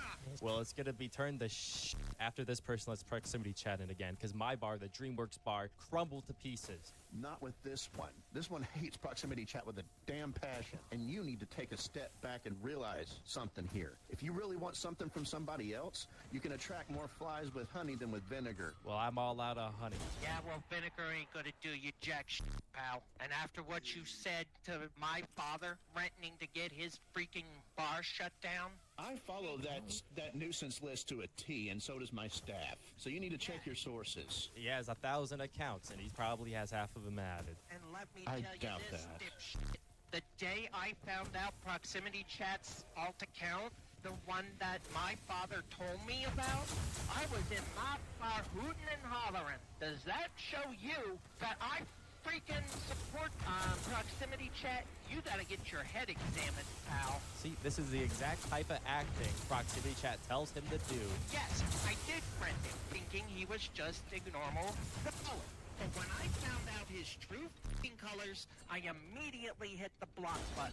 You know what, dude? DCN is just gonna lap you right out of VR chat. I'm gonna go and do what I need to do to squash this. Unlike some people, I have friends in high places. You need to watch who you're talking to. No, you're gonna stay out of it. No, I'm not. They're threatening the livelihood of a place that I founded that I try to do all encompassing. No, I'm not. Yes, you are. Sambo, don't you talk to me like that. Don't you fucking talk to me like that. I'm not the one to be talked to like that. Okay, fine. Then I'll just pull my funding and your Patreon. If you're not gonna let me help, then I'll just abandon the bar. Okay. Okay. Shut down your own bar, Misty. Go ahead. Shut down your own fucking bar. Dad. Misty can't fire me because he's not the owner anymore. Well, then I can get You want to bet fire on you that? then. Okay, go ahead, fire me right now. Come on, do it. Right here, right now. You fire got me. 2 owners behind you that supported me through all of everything. You supposedly Okay. did too. Okay, fire me, guys. Say I'm fired right now. We came here for a civil conversation, and this They're clearly the ones did not that blew turn it up civil. and started a bunch of shit and came at me and at Bombero for no good reason whatsoever. But and he you was just being sat by and let it. No, you have. No, he has not. Far from it. And you're the one that let it happen. I have irrefutable proof. Shut up. Shut up before you get yourself in trouble, Hi. If you don't have proof, then it's just empty threats. Peter Pan the Fur is proximity chat, and I know you have him on your friends list. Get your friend here. This is supposed to be a civil because the conversation. Peter He started it off the wrong way if you wanted civil. I did, and it was going civil until you ran your mouth. If I have him on there, I will block him because I'm not ready to let my bar go down the hole because of you. Do you have that name on your list? If you do, then I believe this guy. Are you believing this asshole, Axel? Because it'll be an insta block if you did. If you do. No. Just do you have that name on your friends list? Just because somebody has their name on their friends list unknowingly does not mean they're in cahoots with each other. One account turns to 3, turns to 4. I've seen it before. Okay, somebody I've been in the unknowingly same adds shoes somebody you with an are. alt account or unknowingly adds an alt account. Does that automatically make them in cahoots with the person? No, it means they accidentally did it. After it happens 3 or 4 or 5 times, I think that means they're in cahoots. See, I'm bringing up logical arguments, and you're shooting down every single one of them. This guy is just determined to get done for. This is the kind of guy that you need to watch for. Whatever this was is done. Clearly, we cannot sit here and have a civil conversation. Yeah, Not I somebody can't opening even their to mouth. have a civil No, conversation. Don't you He spit out interrupt immediately. me. Don't Yeah, you how- fucking interrupt me. All you do is interrupt and berate. Do not interrupt me. I'm Even bringing up here- logical conversations. Bring up Misty, logical interrupt me one more arguments to the... time. Interrupt me one more time. This is why I don't. There's a delay in VR chat. Now, I came in here to have a civil conversation between adults. Are we all adults here? Or are we children? Probably in your 20s, 30s, 40s. Ben, you're 42, so Correct. you should know better by now. You really should know better by now. Tell that to him. He automatically came in here with a piss-poor attitude. His attitude has been fine. with a piss poor attitude. I didn't No, either. he didn't. And he automatically just jumped my ass. His Came poor in fucking here, attitude. He made his statement, and then you immediately went into attack. No, I did not. Not until he came I at have me. it on recording. I can pull it up right now. You came in with a hostile attitude, bro. No, I didn't. He yelled at me, stay out of it. You're not supposed to be involved in the blah, blah, blah, when I'm the damn founder of the whole No, he thing. didn't. He did not yell at you. He did not yell at you. Now, this civil conversation could have happened had you had waited for me to finish, but you didn't. You did not wait for me to finish. There's a delay in VR chat. Well, I guess then Again. that's your problem. That's your problem, knowing it. I don't even want to work for Cumulus anymore now, Dad. And all I did was bring up logical arguments and tell him to not have a No, piss-poor you attitude fucking with came people. in here, running your fucking mouth, putting your fucking nose where it doesn't belong, Misty. You gave away the bar to me, Kevin, and King Midnight to handle situations like this. And you wanted me to fucking yell? No, I well, didn't. Here I am fucking yelling. You gave away the bar to have us handle situations And like Ben this. called me for emotional support. Well, you should have shut your damn mouth until I was done speaking. So now here I am, crashing the fuck out because you want to sit here and put your fucking nose where it don't belong. Threaten to shut our Did you want Patreon down this? too, you asshole. Guess what? I was the one that got the sponsorship of that Patreon to begin with. It was take my it hard away. work, my blood, sweat, and tears that got that. And I don't want someone like Well, this who's going to come in throwing meaningless accusations out and determined to get somebody off of here just because they don't seem to like this person. Well, thank Or you. they that I think they're in crashed out. cahoots with I somebody they fucking might crashed accidentally out have. and woke my fucking fiance up. Thank you. Asshole. I might have to get DCN involved in this now, Dad. That's what I was going to try to do, but then Tragic went on ballistic missile on me. You went ballistic. No, I didn't. Not from the beginning. You came at me first going, oh, stay out of it. You're not in blah, blah, blah. When I was the one that founded it, and I'm here for Bombero for emotional support. Well, then be here for him for emotional support and stay out. I can't do both. Yes, you can. That's And before you're- contradictory. I'm gonna tell you this, Tragic. Your actions right now are not making me want to stick around. Then leave. Fucking leave, Bombaro. I was gonna say the same thing to you. I'm protecting Dad's legacy. No. I will not allow scum to make that impossible for me. Okay, scum, but I was the only manager that only showed up before Heavens got promoted, the only manager that fucking helped him when he needed it, the only manager who opened and consistently showed up while you were fuck all doing whatever for 4 months. They were on LOA, actually. I There was don't a lot give going a on behind the scenes with their emotional stuff. So I do not give a I still showed up, I still put out, I still helped you. I ran that place with you because you needed it. I crashed out because you made me crash out, Misty. This could have been a civil conversation had you not opened your fucking mouth. I apologize. I want to make amends for yelling at you. Yes, man. The fact that you came waltzing into a place that is like a sanctuary to me and started causing this, you know, that's why I got mad. And let me make it up to you later, okay? No. Tragic. Yeah, No, my you world, overstepped. hi. I'm done. I didn't overstep. That guy came Yes, you at did. me. He didn't have No, a, he did not. have a No, he yelling. did not. You know, I have seen Proximity chat before. Proximity. There was that was not my one intention. day where I was at Clearly it Cumulus and he No, it wasn't. started forcing That stuff. was not my intention. So he forced you to let him in, is what you're saying. No, That's what you just said. please don't misconstrue. He forced you to let him in. That's your excuse. That's not an excuse. Shouldn't have said anything when you finished. You don't need to finish if you just admitted it. No, I did Why not. are we even Let arguing me, when there's a let problem me at hand? finish. Banbaro just admitted that Proximity Chat, quote unquote, forced him to let him in. Nobody forced you to do anything.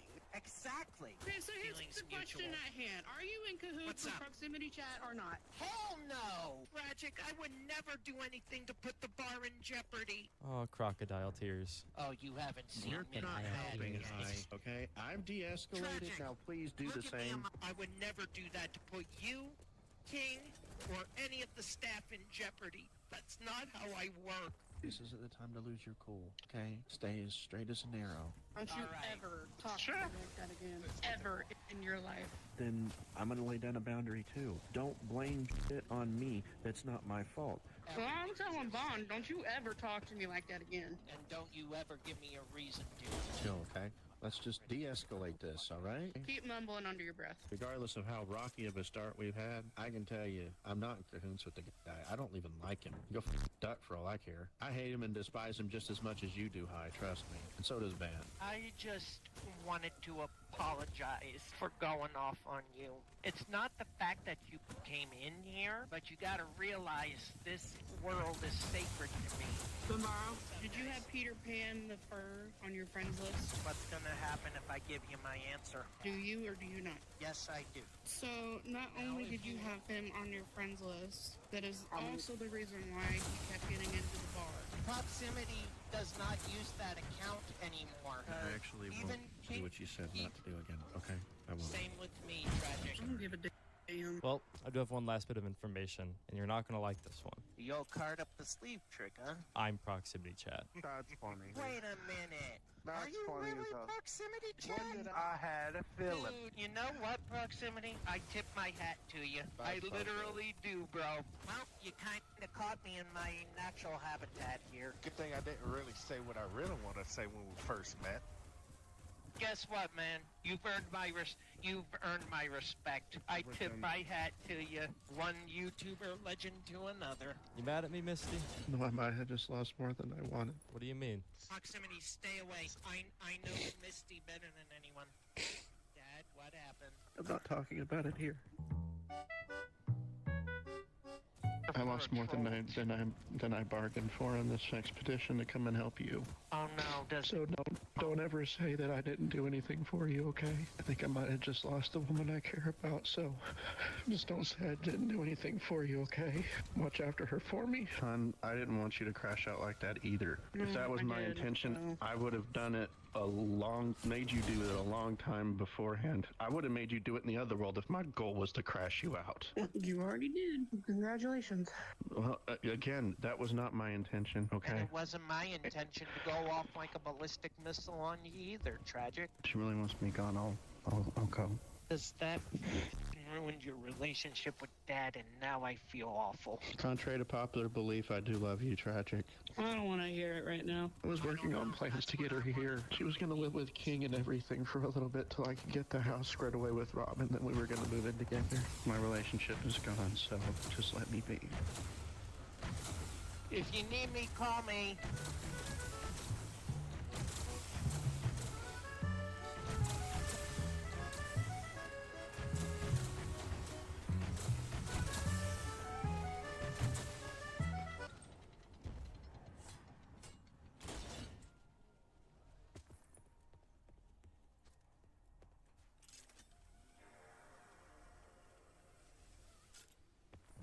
So this video requires a little bit of backstory. Around 7 months ago, I released this video, which still stands as probably some of the craziest footage I have ever gotten in VR chat. If for some reason you haven't watched it already, I heavily suggest you do. But anyways, while exploring the deepest, darkest crevices of VR chat, I stumbled across this absolutely insane VR family again, 7 months later. To be specific, I found the girl from this clip. The youngest I've ever dated was 16. You were 17 at And the then, time, probably. no, I was not.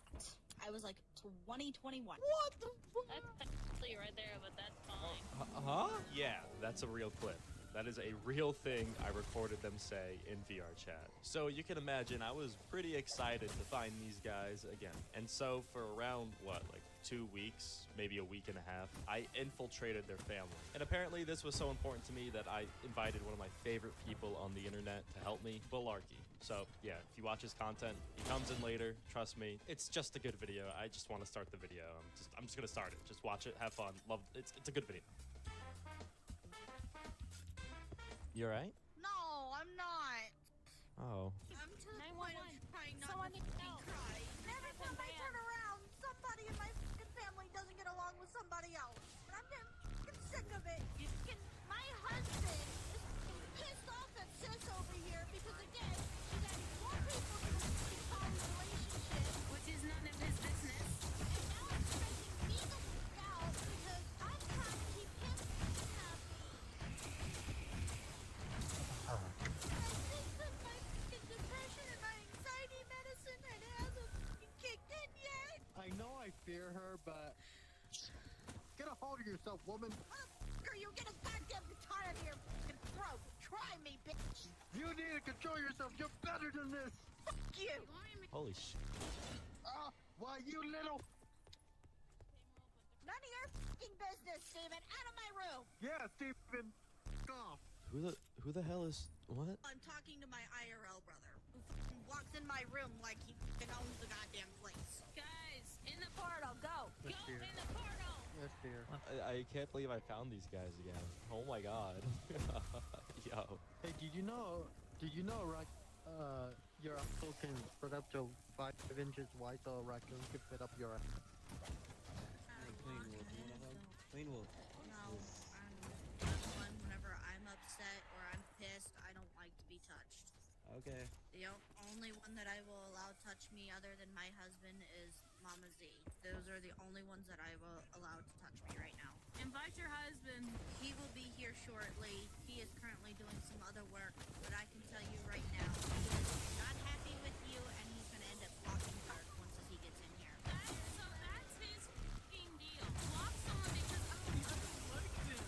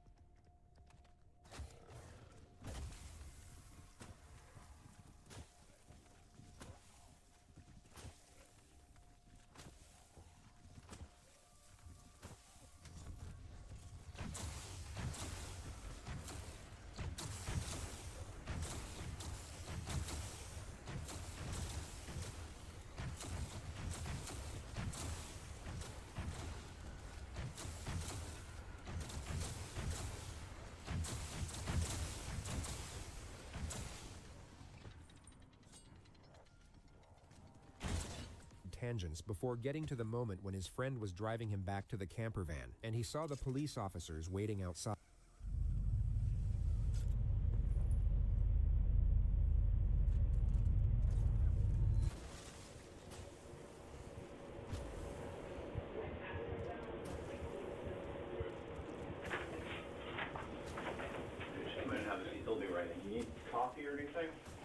I'm gonna go get him some food. He hasn't Okay.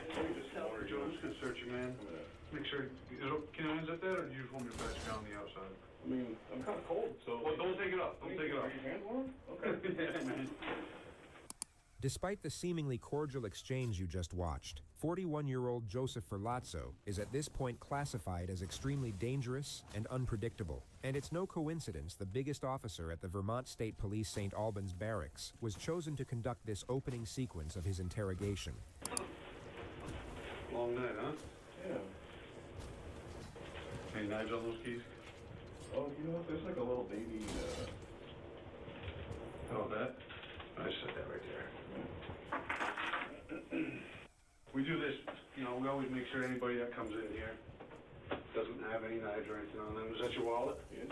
You set that there for me. We're just always, you know, hyper vigilant. Yeah. So here, have a seat, make yourself comfortable. I think Amy said she's gonna get you some food. You said you were hungry? Yeah. Okay, we'll work on that. Let's see what we can get you. Thanks. You, what were you doing? Just going to the gas station? Yeah. She found you? Yeah. No way. Were you on the side of the road? Yeah, let's walk to the gas station. Chilling, huh? How you do this?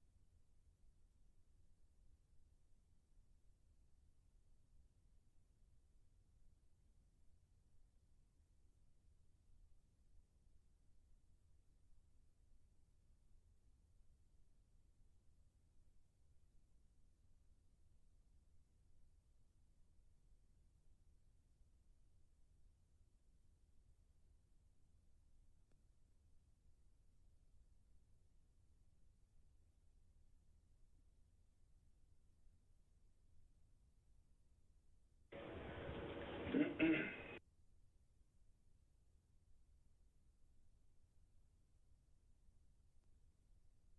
disposition, wrapped up in cellophane for any proposition. I read your day.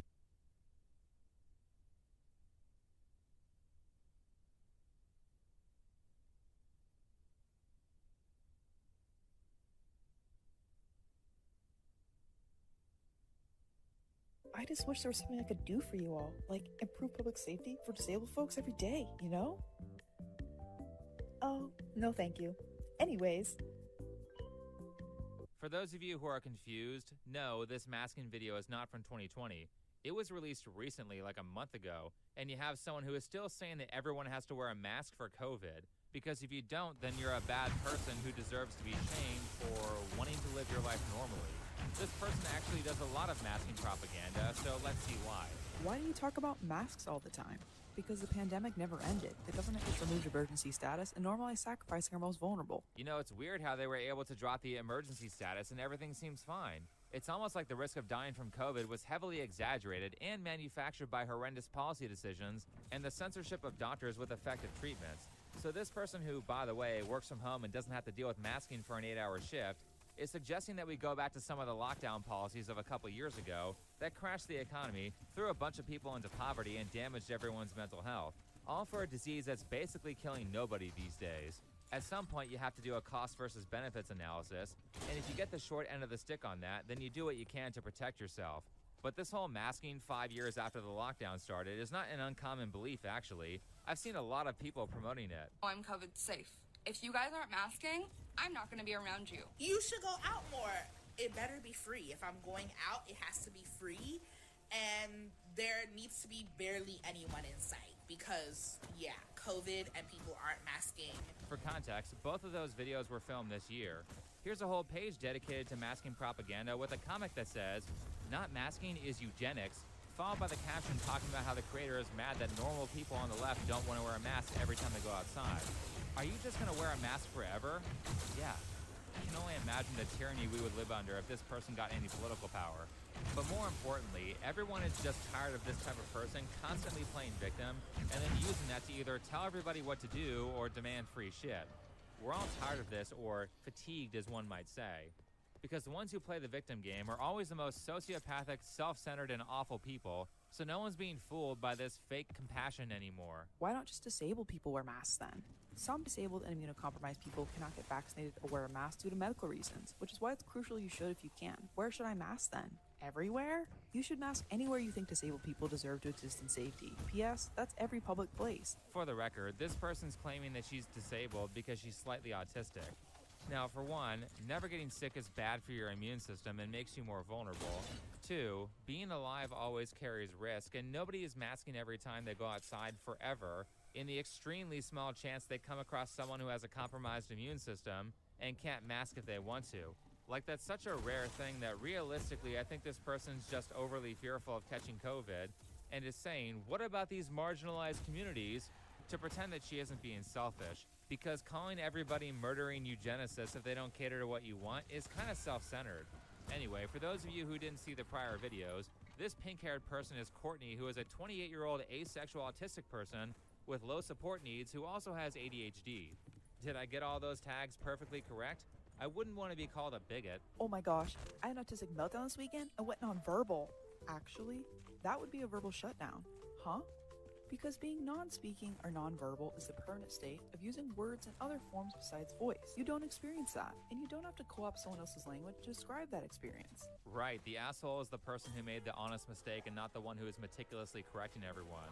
Anyway, basically all of Courtney's content is centered around what level of the victim tier you're on, and she seems to revel in collecting various diagnoses like autism and ADHD, so she can use that to claim that she is disabled and therefore oppressed, which really is just a personality trait that everyone finds annoying, because ultimately, the reason that they're playing the victim oppression game is to shield themselves from any criticism of their behavior.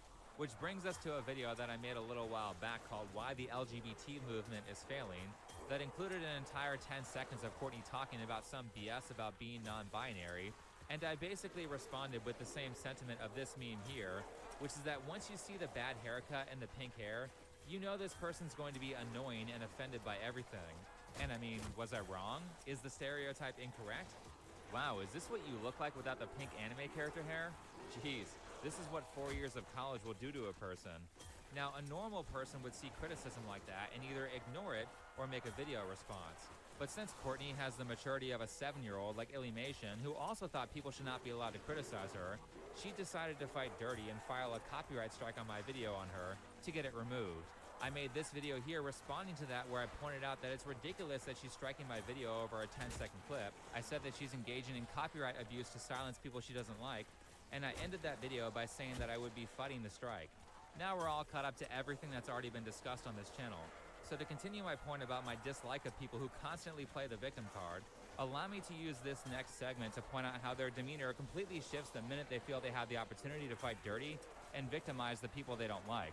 By the way, I love how much of this parallels the Illymation drama from last year, where she tried to multiple times get me deplatformed because I made a video criticizing her.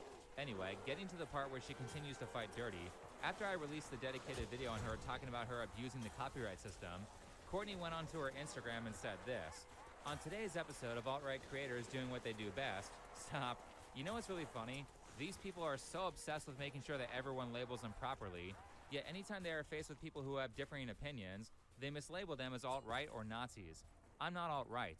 Alt-right is a bunch of white supremacists who want an ethno-state, and I have openly stated many times that I don't like racism or identity politics. So it's nice to see that Courtney believes she deserves a respect that she doesn't give to other people. Moving on, Think Before You Sleep posted a large anti-trans rant video. Stop again. It was not anti-trans. It was a video talking about how sociopathic the activists are, and how even LGBT people don't like the activist.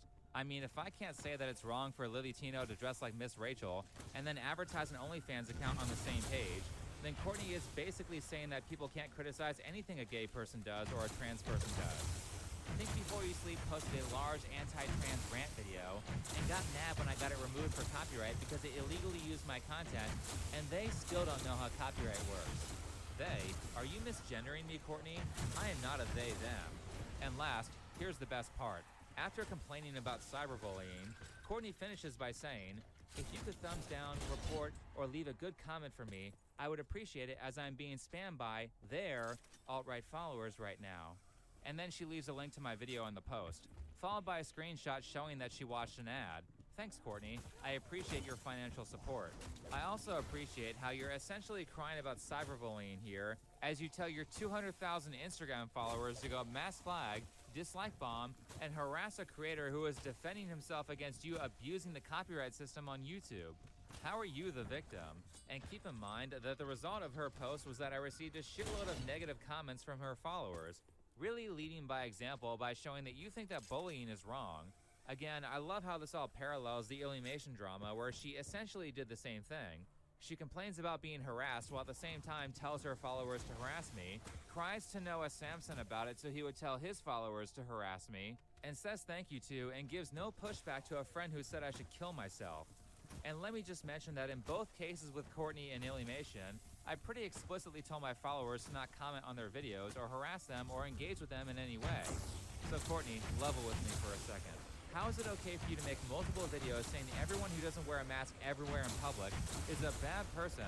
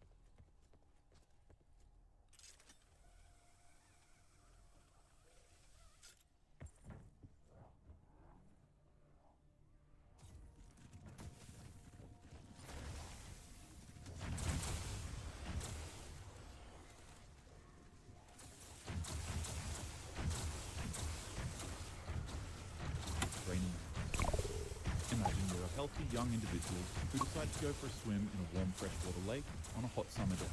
The water feels refreshing and protects you from the harshness of the sun. You dive down, splash around with your friends, and then an hour later, when you're finally finished, you climb out and head back to your house feeling relaxed. At this moment, you have absolutely no idea that something just entered your body through your nose, and that within 3 days, you would develop a severe headache followed by a high fever. Confused and disoriented, your family rushes you to a hospital. Quick, Morty, grab him! Rick, what's going on? Why are we hats? Shut up, Morty! Grab the stupid hat! Ah! Wah! Jeez, man! You just the talking hat! Morty, it's not actually him, it's a parasite! Oh. And don't say that word, we're on a YouTube video. We're gonna get demonetized. Oh, geez, we're on a YouTube video? Did you bring the antidote? Yeah! Oh, yeah! Oh, yeah! Gamer subs, baby, that's the antidote. Click the link in the comment section and get some anime juice today, boy. Hell yeah! To try some free samples today and use code HATSARECOOL to get 10% off. All right, Morty, let's go. That was weird. Anyways, as I was saying, doctors run test after test, but by the time they figure out what's wrong, it's too late. In as little as 5 days, the Naegleria fowleri has entered your body through your nose and has effectively melted your brain, causing you a quick demise with its mortality rate of 97%. The Naegleria fowleri is a single-celled amoeba that lives in warm freshwater, lakes, rivers, hot springs, and poorly maintained swimming pools. It thrives in water temperatures between 77 degrees Fahrenheit and 115 degrees Fahrenheit, which is why infections spike during hot summer months when people seek relief in natural bodies of water. You don't get infected by swallowing the water. This parasite actually enters your body when contaminated water goes up your nose. The amoeba then travels along your olfactory nerve, which is the nerve that's responsible for your sense of smell and provides a direct pathway from your nasal cavity to your brain. Within 24 hours of infection, the amoeba reaches your brain and begins feeding on brain tissue. The disease is called primary amoebic meningoencephalitis, or PAM. Symptoms typically appear 1 to 9 days after infection. It starts with a severe headache, high fever, and a stiff neck. These symptoms look eerily similar to bacterial meningitis, which often leads to a misdiagnosis. Then comes nausea and vomiting. Within days, symptoms progress to confusion, lack of attention, loss of balance, seizures, and hallucinations. By the time doctors figure out what's wrong, it's almost always too late. Out of over 150 known cases in the United States, only 4 people have survived this parasite, making it one of the deadliest organisms on Earth. The few survivors typically suffer permanent neurological damage, memory loss, seizures, and cognitive impairments. But honestly, the most terrifying part is that the Naegleria fowleri is common. Loa loa. Imagine looking in the mirror one morning at your star-strikingly beautiful, handsome, and stunning face. Get it? Because you're a beautiful person. But unfortunately, in the middle of you admiring yourself in the mirror, you catch the glimpse of something moving under the white of your eye. At first you think it's a speck of dust, or maybe an eyelash. But it's not inanimate, it's moving, like it's something alive, slowly slithering just beneath the surface of your eye.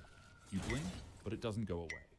Instead, you now feel the painful burning sensation of a foreign creature wriggling across the inside of your eyeball. That's Loa loa, the African eyeworm. Loa loa is a parasitic filarial worm found in the rainforests of Central and West Africa. The parasite is transmitted through the bite of deer flies or mango flies. When an infected fly bites you, it deposits microscopic larvae into your bloodstream. Stick out your hand and make a thumbs up. The area from your thumb's knuckle to its tip is about how long these worms grow to be when they mature.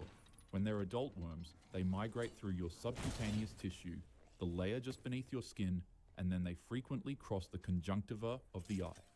That means you can literally watch the worm crawling across the white part of your eyeball. Patients describe the sensation as something moving under their skin, creating visible lumps that shift position day by day. These are called Calabar swellings, which is named after the Nigerian city where the condition was first documented. The worms can live in your body for up to 17 years, constantly migrating. You might see one cross your eye, then months later feel it moving through your wrist, then your ankle. But the Loa loa doesn't just disturb you, it can be fatal enough to take your life. When adult worms die inside your body, they can trigger severe inflammatory reactions. And if a worm is in your brain, it can cause swelling of the brain tissue that leads to seizures, coma, and an untimely demise, which is actually pretty much the worst part. This makes treatment for the lower deadly, because when you take medication to kill the worms, hundreds of them simultaneously and release toxins that can send your body into shock, often causing you to pass away faster than the parasites themselves. Trypophobia. The tiny pregnant female flea burrows into your skin, usually around your toes, under your toenails, or on the soles of your feet. But once embedded, she begins feeding on your blood and swells up to the size of a pea, about 1 centimeter in diameter, while producing hundreds of eggs. That's the Tunga penetrans, which is one of the smallest but most destructive parasites that infect humans. But the nightmare isn't just one flea. It's what happens when you get infected with dozens or hundreds of them simultaneously as they grow up in your skin, with each embedded flea creating a white, crater-like lesion in your flesh. 10, 20, or even 100 of these is already a trypophobic nightmare for any person unfortunate enough to become infected with this parasite. So you could imagine the horror of having 1,146 of them embedded in your body at once. That's exactly what happened to a 78-year-old woman from Tanzania in 2019. When she arrived at the hospital, doctors discovered that she had a total of 1,146 embedded sand fleas. 800 of them were in her lower limbs, and 300 were in her hands.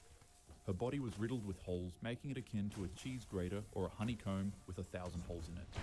Her fingers and toes were swollen, inflamed, and deformed beyond recognition.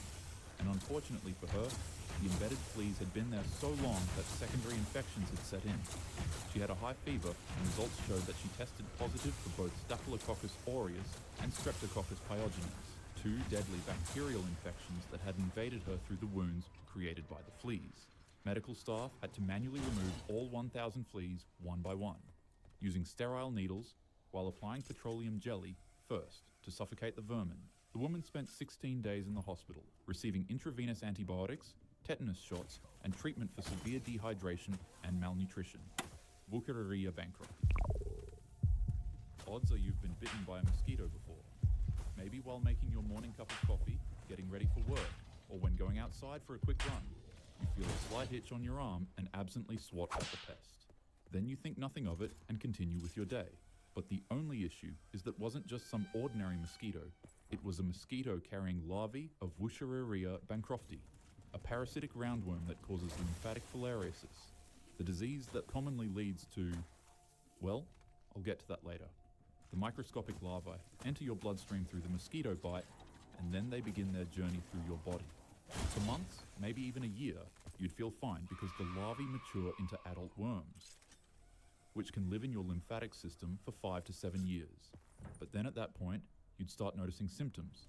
You'll develop fevers and chills, your legs will feel heavy and swollen, and unfortunately, your area will become inflamed and extremely swollen as well. At first, the swelling comes and goes, but gradually, it becomes permanent. The adult worms block your lymphatic vessels, preventing fluid from draining properly. And because of this, the fluid accumulates in your tissues and your body parts begin to swell grotesquely. This is elephantiasis, a condition where your limbs, organs, swell to many times their normal size. Your skin thickens, hardens, and develops a texture like elephant hide, which is how the condition got its name. Unfortunately, if you're a male, that it hangs to your knees. Like Wesley Warren, a man from Las Vegas struggling with the disease. After being infected with the parasite and developing scrotal lymphedema, his grew uncontrollably. It started in 2008 when he woke up with a shooting pain in his, area. The tissue around his began swelling, growing at an estimated 3 pounds per month. For 4 years, Warren lived with a that made it nearly impossible to walk, work, or live a normal life. But luckily for him, doctors were able to help him. When they finally performed surgery on his body in 2012, they removed the swollen mass in his, finding that it weighed a horrifying 132 pounds. Honestly, just think about that for a second. He had to carry what essentially amounted to a refrigerator or even a full-grown adult between his legs everywhere he went, for years. Lymphatic filariasis affects over 120 million people worldwide, primarily in tropical regions of Africa, Asia, and the Pacific. while from the parasite itself is relatively rare with modern treatment. The disfigurement and disability it causes destroys lives and traps the patients in prolonged suffering. Some people in this world aren't fortunate enough to avoid daily conflicts with parasites like these. So if you have access to medication, safe environments, and clean food,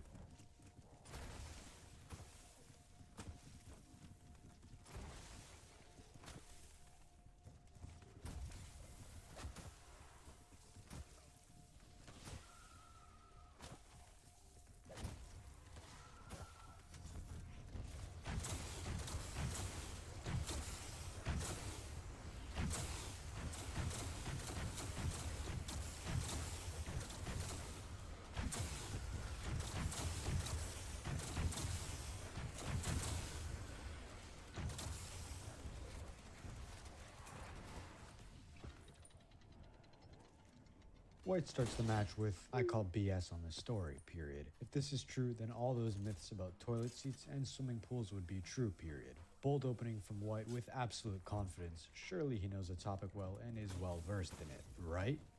Good move. For context, the match is about two inmates in separate cells who manage to conceive a child without ever meeting.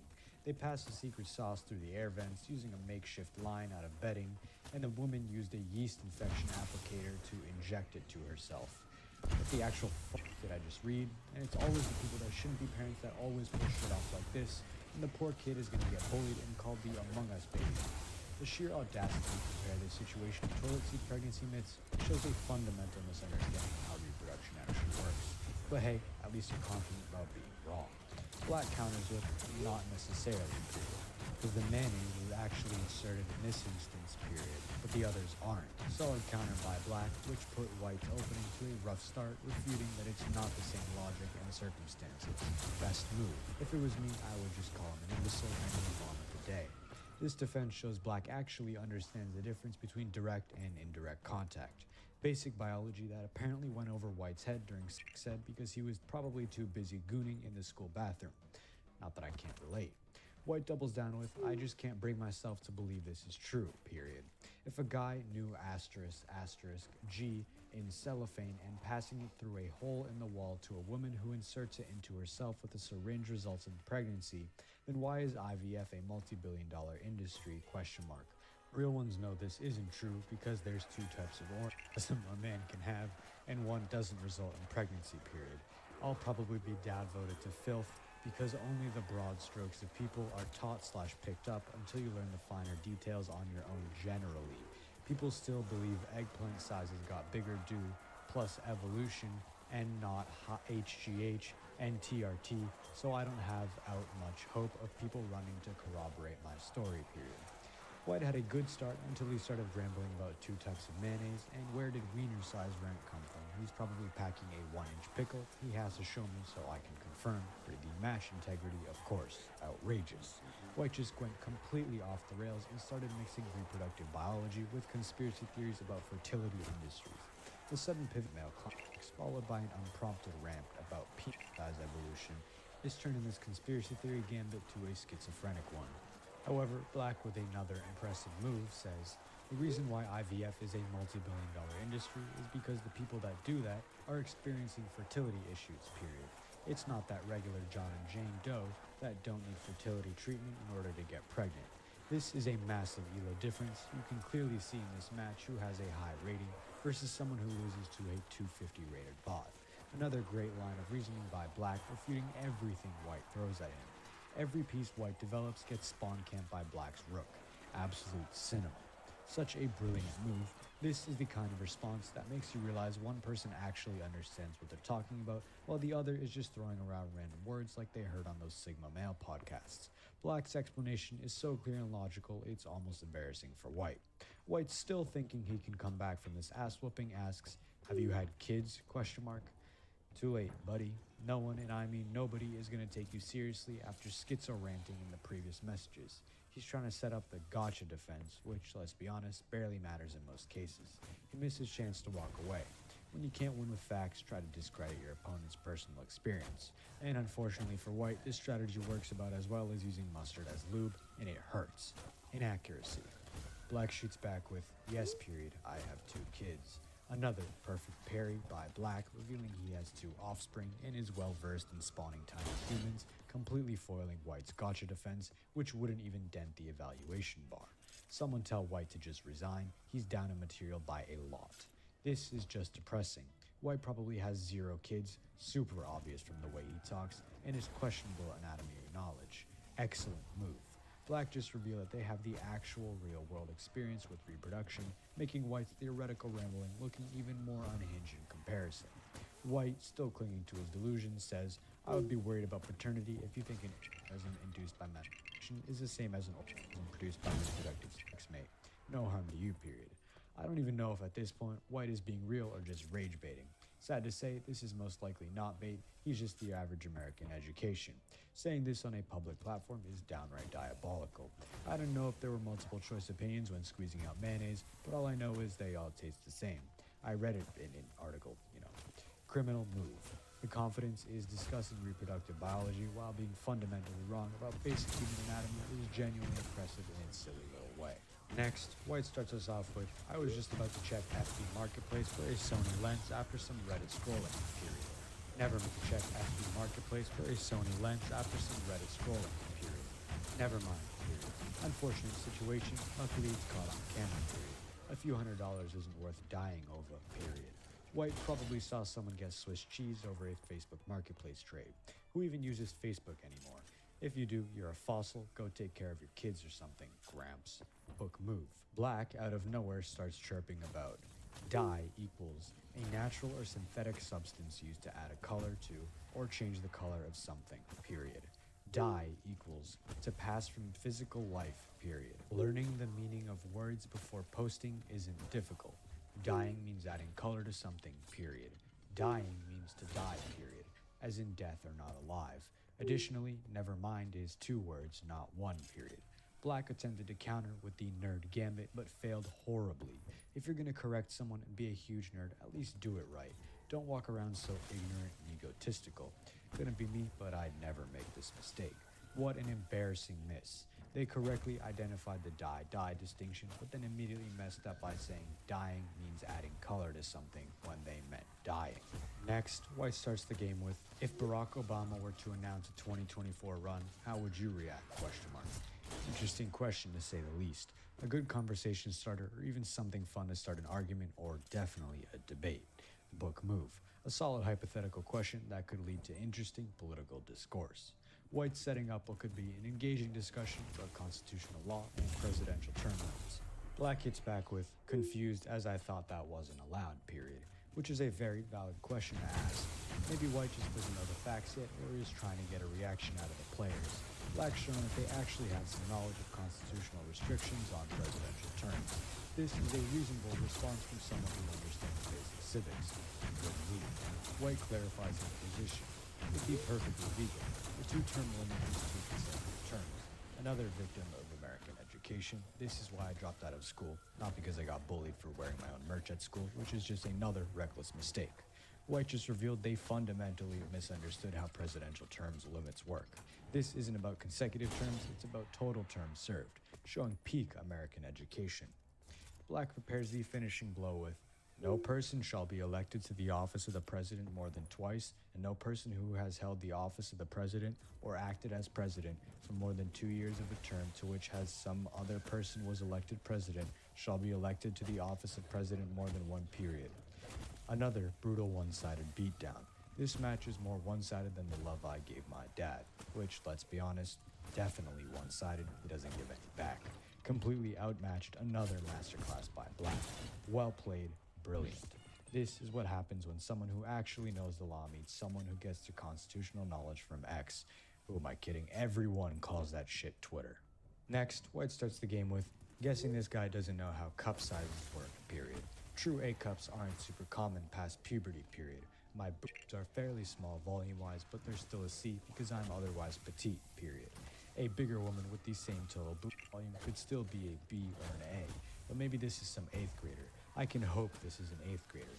Any older, and it gets really embarrassing for him to think like this, period." White drops an entire lecture about bra and melon physics. White came in like someone who has been waiting their entire life for this exact conversation. Technically brilliant. Black responds with, I don't think you're a real woman, but okay, period. Go off, period. The classic pixel or didn't happen gambit, completely missing the actual game being played. I honestly don't know what's happening personally. I'm out of my element. I've never felt a touch of a woman, but I could tell this was not only wrong, but an embarrassing blunder. Black decided to question White's entire gender identity instead of engaging with the actual topic. This is like standing up in the middle of a match and you start asking to see what they're packing down there. Mistake, I've done it, and it was really embarrassing. White just acknowledged that they're in the Gladiator Coliseum and they're loving it. Haha, Reddit is so fun, truly a PvP-enabled website. Bold, but this move has no real value, more of a showmanship move, equivalent of moving your rook next to your king instead of castling. Miss. Black tries to double down with cup size I affected by weight, but if the volume of your tip is a C, then it's a C. Doesn't matter if you're petite or not. Only thing that changes is the number in the bra size. 36C or 42C is still a C. I do agree that A cups and B cups aren't that common, but you still don't make that sense when you prescribe cup size like that. The only thing I can think of is some brands don't label sizes the same. Black proceeds to mansplain bra physics while being spectacularly wrong with the confidence of a man who's never seen a bra outside of a Twitch stream. Inaccuracy. White lands the kill shot with, sorry, but that's incorrect, period. Look up sister sizes, period. A 34D has the same cup volume as a 36C, period. A woman who has the same volume as me, 32C, but a larger band size would be a 34B or a 36A, etc., period.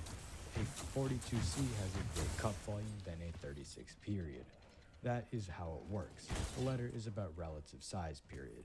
I'm going to be honest with you, I didn't understand a single thing from this move, or honestly any of them. They're all too high level, even for me, but I did some research, some pretty good research in incognito, and White delivers a factual execution, so clean it deserves a trophy move. Other than that one mistake earlier, another clean mate. Next, White opens the match with, they don't have Reddit. White just casually mentioned that some places on Earth don't have access to our precious internet forums. You know, basic infrastructure realities that exist outside of your mom's basement. Book move. Black hits back with VPNs. Holy shit, Black just solved global poverty with 2 letters and an S. This is like someone saying they're homeless and Black responding, just buy a house, bro. Absolute magnificent first world tunnel vision. If you don't have stable internet, listen to Black, just use a VPN, bro. It's just that easy. Inaccuracy. White tries to solidify his position with, most of them don't have internet. White is now speaking very slowly and clearly like they're explaining to a toddler why grandma isn't going to wake up anytime soon. Listen, buddy, they don't have the magic electricity box that makes the internet happen. White patiently explaining why you can't use internet tools without internet. This is like explaining why you can't goon without my videos. Great move. Black doubles down with, so question mark, just use the VPN. Jesus Christ. Black just recommended using internet software to solve not having internet. This is the kind of logic that makes my brain leak out of my ears. The doubling down is magnificent. Black's solution to infrastructure problems is more infrastructure. Blunder. You know what else makes my brain melt? You not liking and subscribing, and make sure to buy my merch, please. My mom is kind of homeless. Buy it on textchest.store, link is down in the description. Next, White moves the first pawn with, Alex is the only one in the position to disclose the amount of dollar sign he received, period. I'd hate to do that if he's not comfortable, period. But especially with his part-time position, he did not receive $250K, and my own personal understanding was that if we didn't take the job, we'd get 1/2 the salary, period. I'd have to reread my paperwork. White casually opens with insider knowledge while being protective of privacy. This is either legitimate contestant or the most committed LARP attempted. Good move. Black tries to counter with, other contestants have not taken the job and still were given the $250K, so again, you're wrong. Black being confident in attempting to call White's bluff is a bit commendable. They probably got this information from YouTube comments on one of Hell's Kitchen's videos and ran with it, a bit ballsy, but a decent good move. White shoots hard with, I'm sorry, do you have the paperwork? I quite literally have the agreement on paper. Your assumption is incorrect and that's okay, smiling face emoji. White is not backing down from the stalwart position of being an actual contestant and offering Black a chance to resign. This is actually about to get very real or very embarrassing. Best move. Black hits back with, yeah, of course you just so happen to have paperwork that has nothing to do with you, clown emoji. And that paperwork just so happens to be on this exact topic, laughing, crying face emoji. Imagine having to lie on Reddit because you're too insecure about being wrong, LMFAO, period. Good job, clown, period. Black tries to defend himself with the delusional defense, which isn't working since White offered proof, but he's trying to ignore it and change the subject. Loser behavior. They think having evidence when you make claims is somehow suspicious. Since we don't know if White is a LARP or not, this is considered a good move. The ominous third party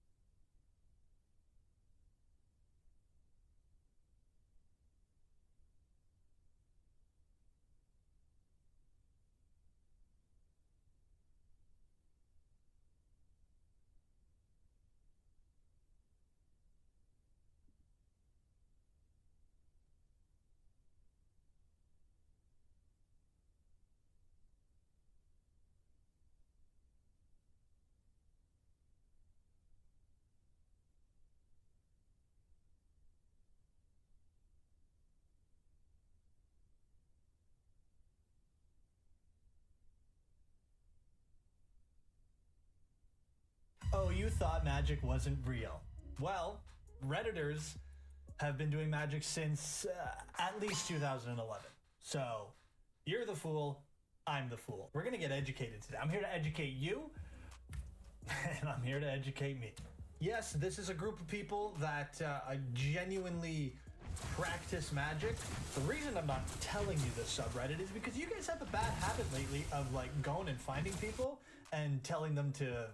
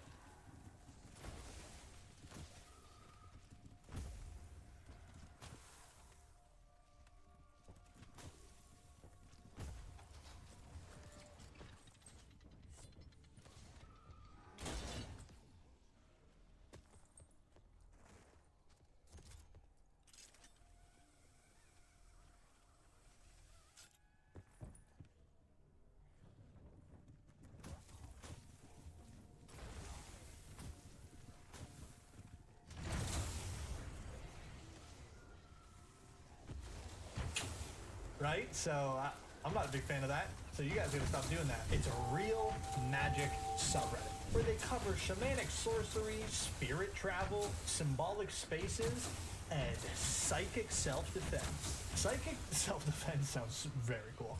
Welcome back to the channel, guys. I'm so happy to see you again. And if you're new here, just go ahead and stop being new for me. And go ahead and join the Discord server. The link is down in the description below. It is my Discord server. It is not associated with anything I cover in these videos. It's all about me. But anyways, we're just going to get into today's video because we are going to be talking about sorcery, magic, and conjuration. I'm new here. Does any of you know real powerful spells? Just wanted to know. My man is pocket watching magic. Bro, let me hold a powerful spell. Yo, bro, let me hold a powerful spell real quick.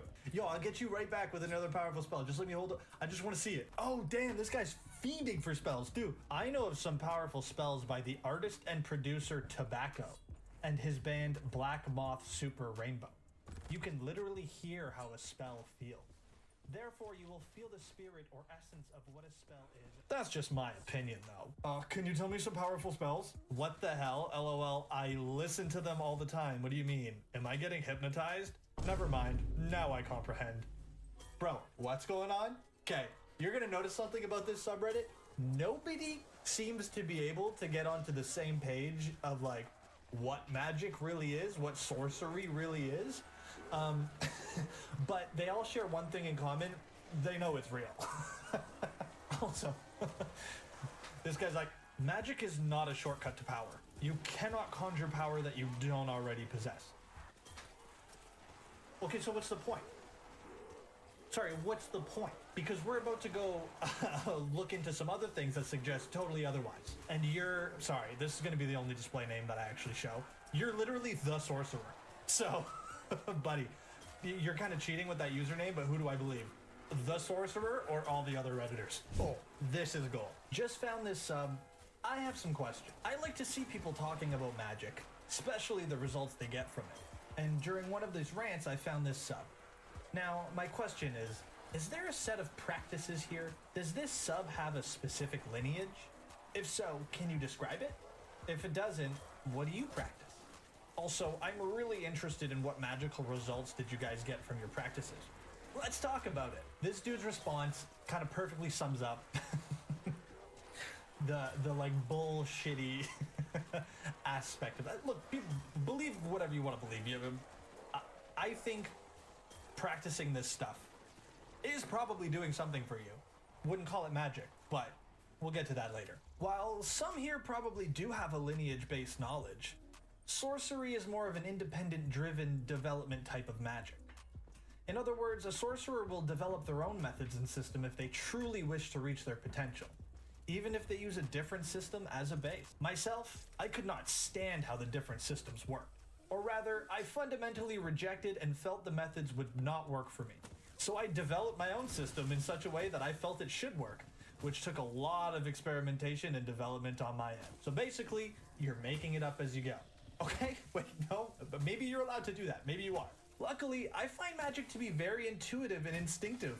Yeah, no shit, you're making it up as you go, but okay, whatever. And I can backtrack on what I do to break down the processes. Once again, yeah, no shit, you're making it up as you go.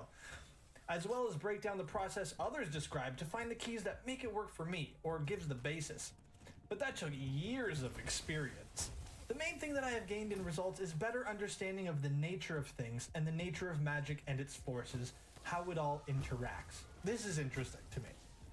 Because he's saying through all of the magical practices that he's done in his own way that he's kind of made up himself, all he's learned is more about what he's made up himself. This is a habit they have. They speak so cryptically, and they can pass it off as like, well, like magicians and wizards and sort of, we have to speak like.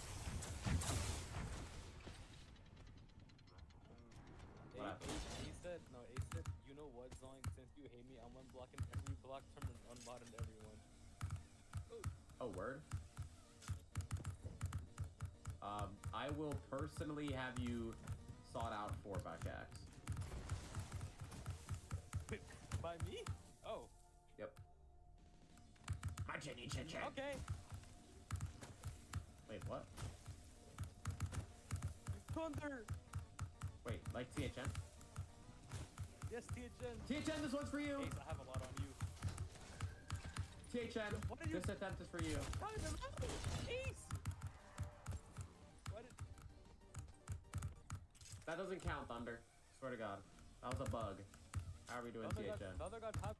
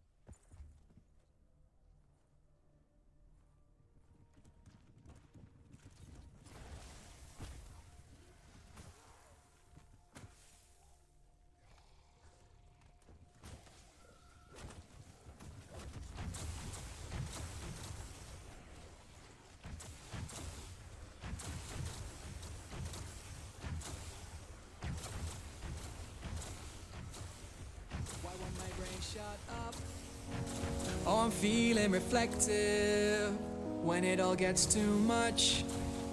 Yeah, I think of the best bits. I wanna be hugged tighter than expected. Yeah, I've said love, and I've really meant it. So many friends I used to know, making their messes into homes and living lives I'll never know and I'll never hear of. Do they miss me? Probably not. They probably don't give me a thought, but reminiscing's all I've got. Wish you were here, love. What's going on today? If I found out what would change, I watched us fade away.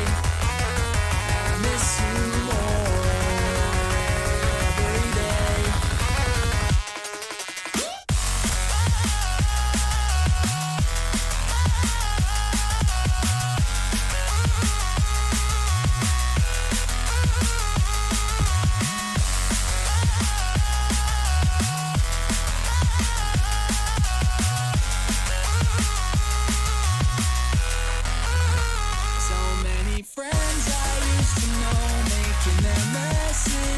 for homes and living lives I'll never know and I'll never hear of. See, I wouldn't call you to apologize for nothing, but I got a couple little thoughts for you to weigh. You don't have to try to prophesize, the tides are changing, and we gotta get ourselves moving anyway. Yeah. And I got the gas and the keys to the car. You got the heart and the means to evolve. You best believe you can see through it all. Just got to stop by receiving the call. I got the gas and the keys to the car. You got the heart and the means to evolve. You best believe you can see through it all. Just got to stop by receiving the call. Everything's going nowhere. I still got a lot to do. I never get a chance to mention. I'm glad that I'm here with you. And if you ever catch a signal, I know that you touch it through. Yeah, we get shit done together. I got the gas and the keys to the car. You got the heart and the means to evolve.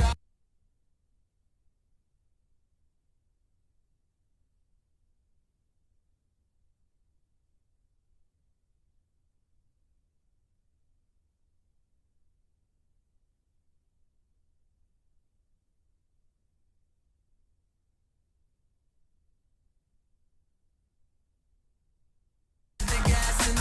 the car.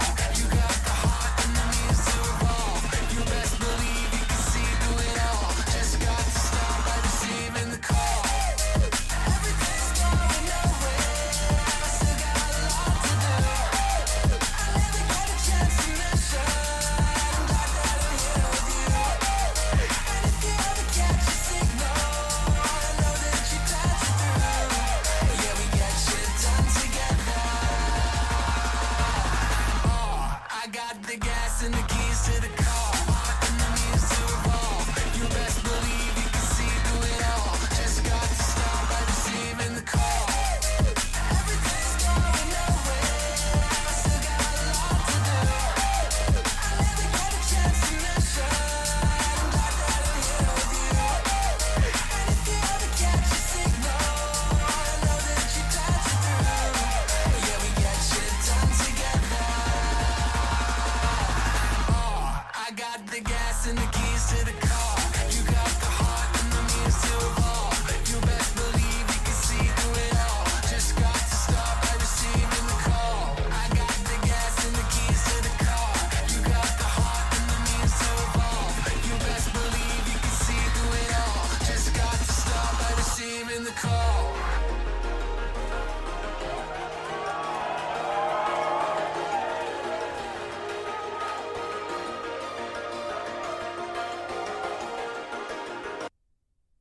Why won't my brain shut?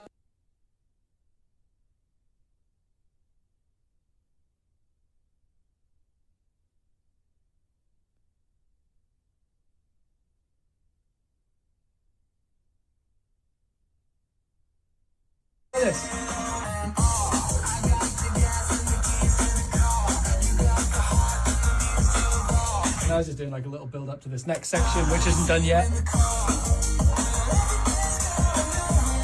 It's a bit too samey, but I'll work on it. I'm gonna add some.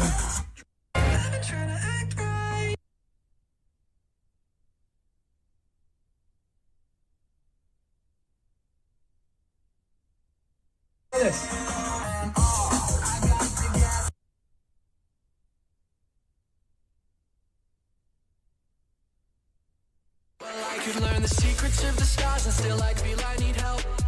Heavy realizations at the asteroid belt, where all the regulars are trying to get away from themselves. I'm drifting off, I'm dealing with my personal hell. I feel I've seen a lot, but some would say I'm still just a kid. Well, nothing teaches more than regretting what you did. I always look back feeling stupid about some stuff that I hid. Yeah, I'd exhume all of my problems if I knew how to dig. And I'm still trying to figure out some things, still kinda waiting for nothing. Oh, how'd I ever end up in a race on a road road to nothing.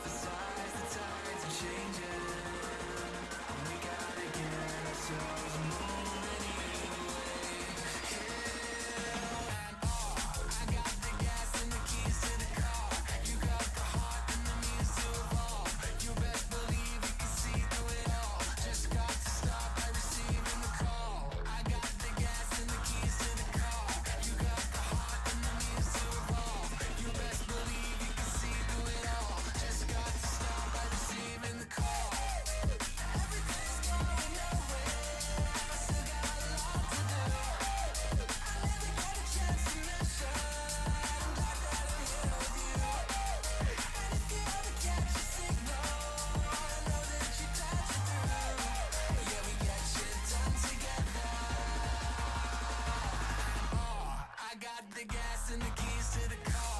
You got the heart and the means to evolve. You best believe you can see through it all. Just got to start by receiving the call. I got the gas and the keys to the car. You got the heart and the means to evolve. You best believe you can see through it all. Just got to start by receiving the call.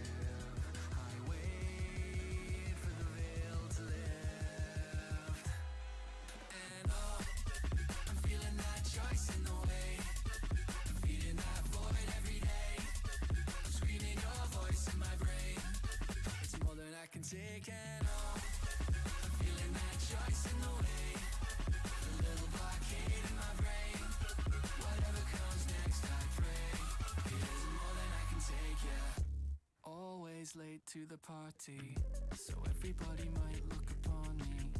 Show them something better than I might be. Force feed a narrative, sell them what they wanna see. Wait, maybe that's the way I put the walls up. No one ever gets to get a close up.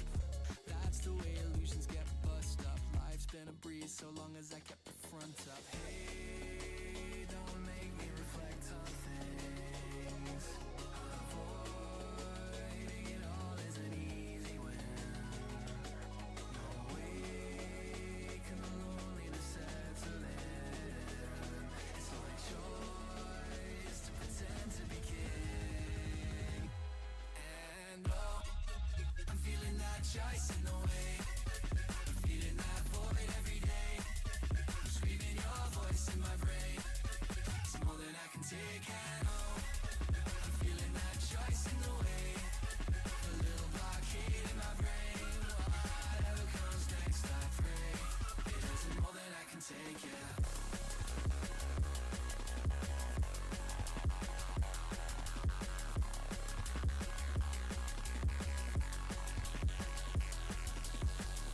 The person inside underwhelms me, so I pretend I'm something else entirely.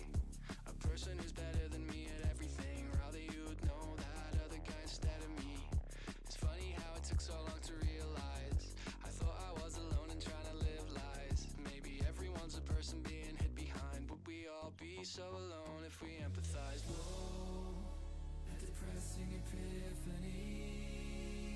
I know you so far as you let me see. We're both different people way underneath. What happens when those people meet? I don't know. I'm feeling that choice in the way. I'm feeling that void every day. I'm screaming your voice in my brain. It's more than I can take, and oh, I'm feeling that choice in the way. A little blockade in my brain. Whatever comes next, I pray. It isn't more than I can take, yeah.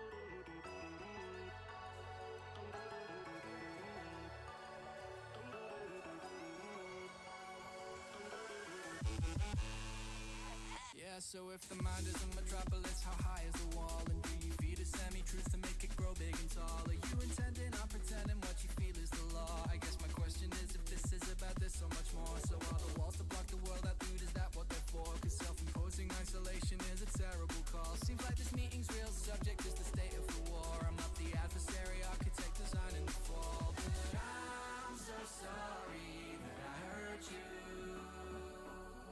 Worst of all, you think I mean to. I'm so sorry that I hurt you. Worst of all, you think I mean to.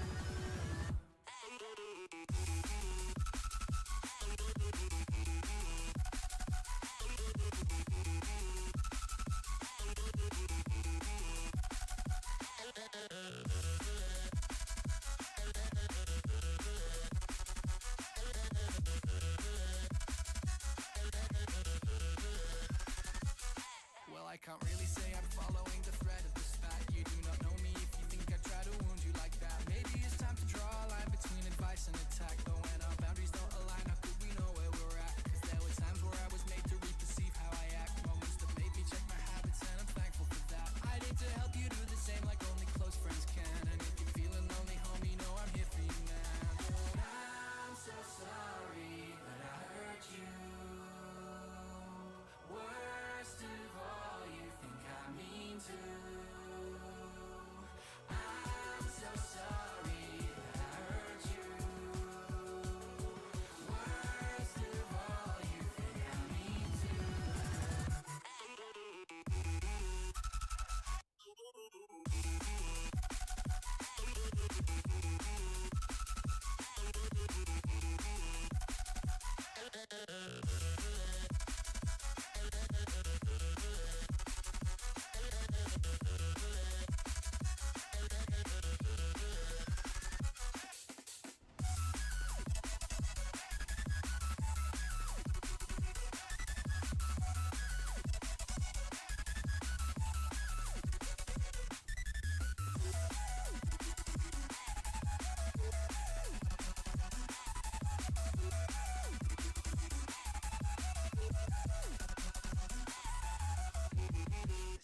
make yourself mad to see how I might react.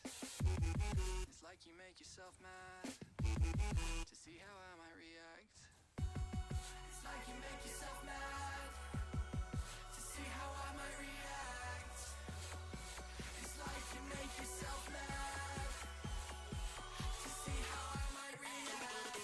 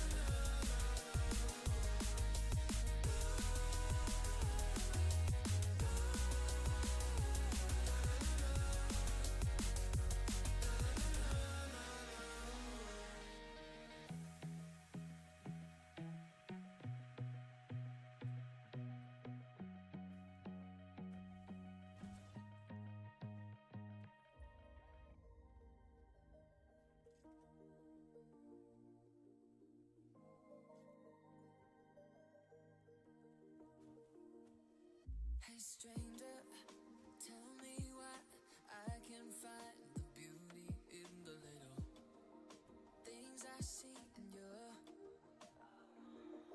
impatience, in your eyes. Don't be shy, why not live a little and tell your heart the truth?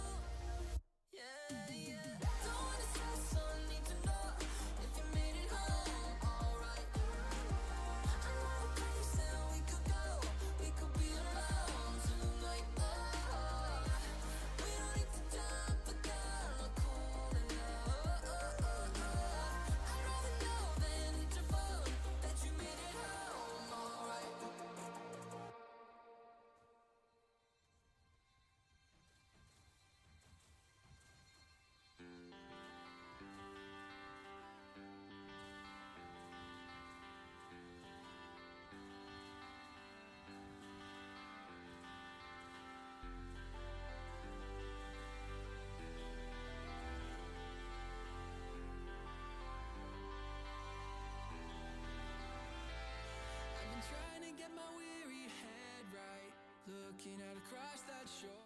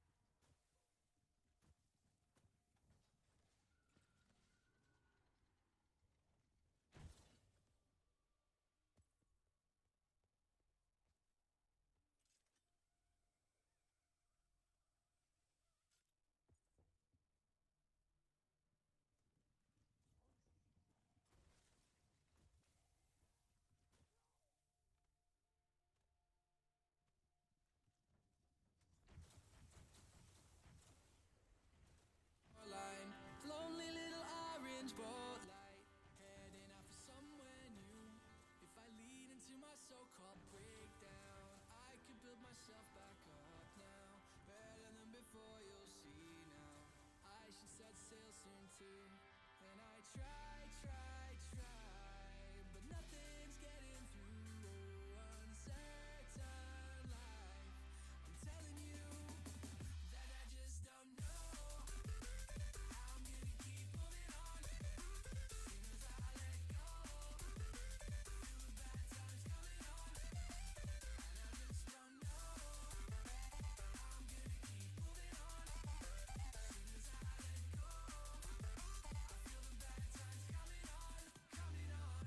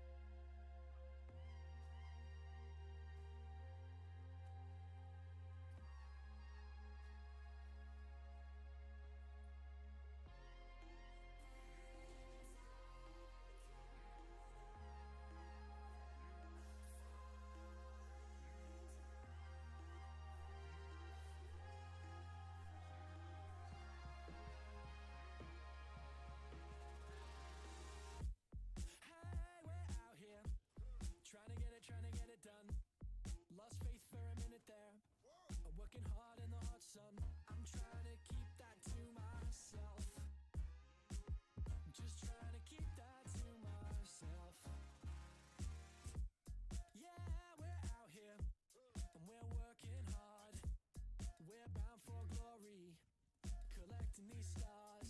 I'm trying to keep that to myself. Man, if this desert isn't hell, we're all dressed up in good intention. I'm running fast in no direction. Guess we get to rest up when we're dead. Been breaking bones and learning lessons. Try to shake these burning questions. I can't get the fuck out of my head. Yeah, we got this. We grind till dawn. Smart bombs in the closet. Buried treasure on the front lawn. I'm trying to keep that to myself. Just trying to keep that to myself. Hell yeah, we got this. Good luck is a game plan. Waistline on a wish list. Waste time in the wasteland. I'm trying to keep back from the fear. Nowadays the skies don't seem so near. We're all dressed up in good intention. Running fast in no direction. Guess we get to rest up when we're dead. Been breaking bones and learning lessons. Trying to shake these burning questions. I can't get the fuck out of my head. Yeah.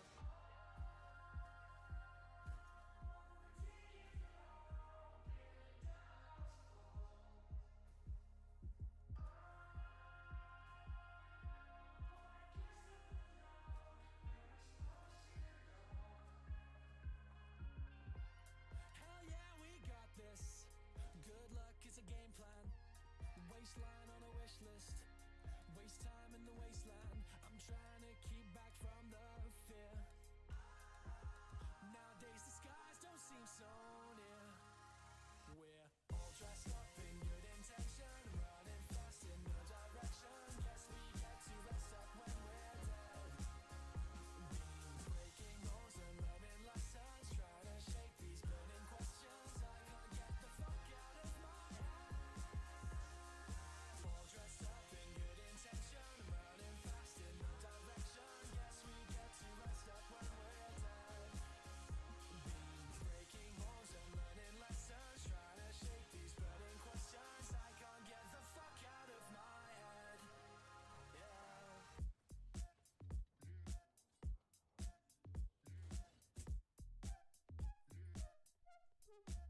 Yeah.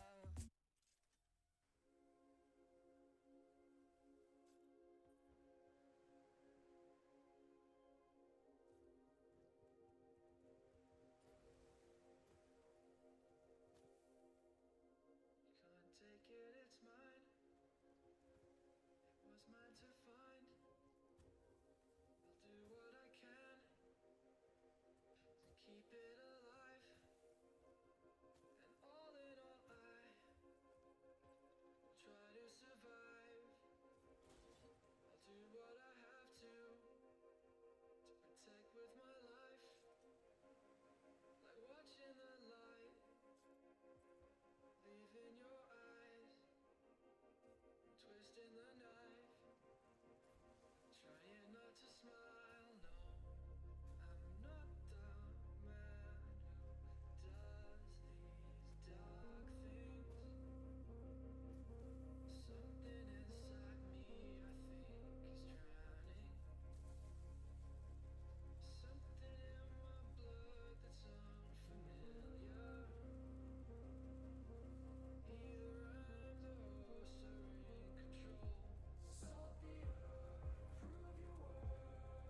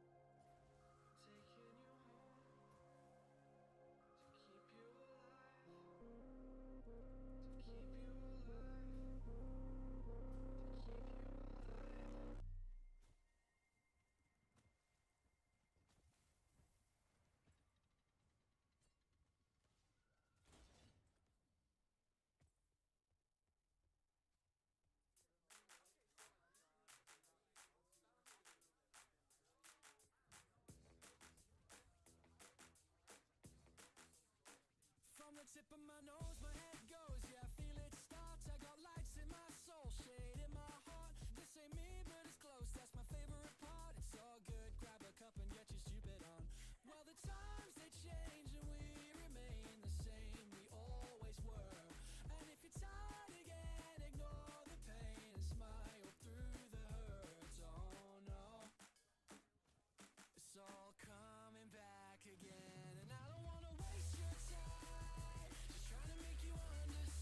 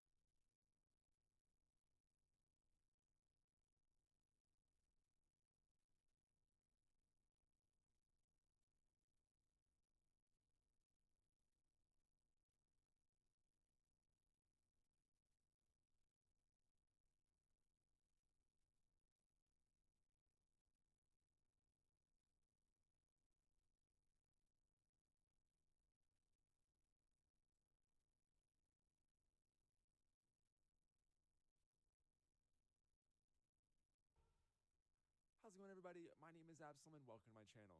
Today I'm going to be the first thing I'm going to do is find the icicle, which can be in 3 spots. The first being on the underside of the staircase in the lighthouse station. If it's not there, then head out to the front of the lighthouse where you'll notice the next location on the underside of this railing up at the top of the lighthouse. After that, if it's not there, then the next location and the final location will be in the lighthouse approach inside of this cave, and it'll be hanging down from this rock structure right here, like it is in my game. Once you find it, then shoot it down and you'll find that you can pick it up, and then now you need to make your way to the back of the boat. Once in the forecastle, you'll be able to interact with this pot in order to place your icicle and start to melt it down. After that, you will need to wait a period of time that's going to seem like it's longer than the Lord of the Rings trilogy, director's cut, but eventually your key will finish melting down and you'll be able to interact and pick it back up. Now you're going to want to head up to the facility, and on the right side there's the specimen storage room, and inside of the room with all the canisters, you will notice a safe on top of this desk. Interacting with the safe will now show you the real device, or as Richtofen would say, oh, it's a golden rod. But after that, you'll need to collect the top for him to unlock the have is required for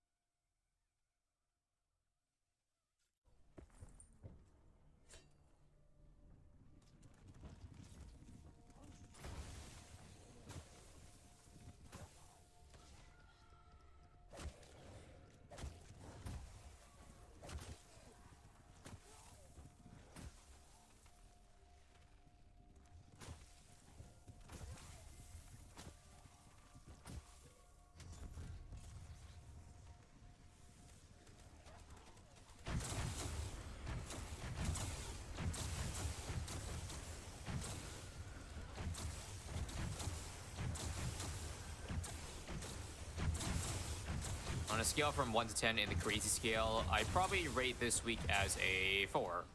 Actually, no, 5. I think this is moderately crazy because we have got 0 Paragons in this week's Elite Blastopolis, which has been a thing in the past, but I don't know if it's ever happened on Blastopolis. We do have, you know, half the HP to work with, but with no Paragons, we're kind of going back in time. The early days of bossing when there were only 2 Paragons allowed, and sometimes the strategy didn't even involve a Paragon. This week is Elise tiers, and so we're gonna once again try to get an okay score. I don't know if using 1 tier is worth it, so I will try to skip that if possible and jump straight to a farm. Anyway, I'm gonna assume that by the time you're watching this, the boss event is already over, and for that, I will have to say sorry, couldn't get out in time. So you can't use this as a guide or anything, but I think up until recently, that's always been the case for my boss videos. I always, because of the time it takes to either edit or get a good strategy, I can't always get it within the 5-day window that the boss is open, not to mention times where I may not be available for certain weeks. I've been trying hard recently to get them out before the event ends recently because I figured it overall might help a couple people, or 3, or 4, but sometimes that's not possible, including this week, so don't expect that to continue being the case every week going forward. I don't usually share a lot about myself, but I'm in the midst of getting a big move on, so that's probably going to take up a good amount of time in the coming month or 2, so just a, I guess, warning sign if you do see me with that Internet Explorer upload speed for boss events, or I guess other videos too. As much as it sucks, I am gonna have to tank all of this round. Probably should get some more defense now. Anyway, enough bleeding lives. Let's get Double Gun and stop leaking once and for all. I know I brought a hero, but I don't think it's worth the 1 tier, even though we are gonna spend dozens and dozens of tiers. And because Paragons are banned yet, this makes, like, least tiers even more tricky because Paragons are almost always the most efficient, but now we kind of have to get a mumbo jumbo of stuff. Alternatively, the Paragon that is not officially Paragon but feels like a Paragon is still there, talking about VTSG, but I'm actually not going to use it. I don't think that's what the top scores use. Not that this will be a top score though, I'm in a crunch for time, but I will try my best here. You can also really feel the lack of starting cash. They do the normal 650 here, and because of that, we only get a bank around 23. That's terrible. Bad news, Alchemist cannot get all the LEDs here because I can't get Balloon Trap yet, so I'm actually have to give an AMD.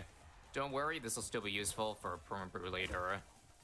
Every tower I'm getting right now, I'm having the late game into consideration. So this can be turned into Balloon Trap money. And also as Temple Sacrifice fodder. Even though I said I'm not doing BTSG, I'm still gonna do a Temple adjacent strategy. God damn, is this early game awkward. Still 1 round from cash out. I'm gonna have to do a Spike Factory for camos this round. As I said, we're gonna have to call in the Avengers of non-Paragons in BT6. So this could be a Super Mines later. Let's do an IMF alone, because 1 tier isn't much. Still can't do Balloon Trap though. Gotta wait 2-3 more rounds. So painful not having Balloon Trap. You're just forced to leak all of this stuff here. No worries, we only need 1 life. But this round is gonna overwhelm us. Maybe I should have got Sada as a hero. Anyway, I'm gonna have to do a Murmucky this round. You can forget all about these pinks this round. Balloon Trap is a must.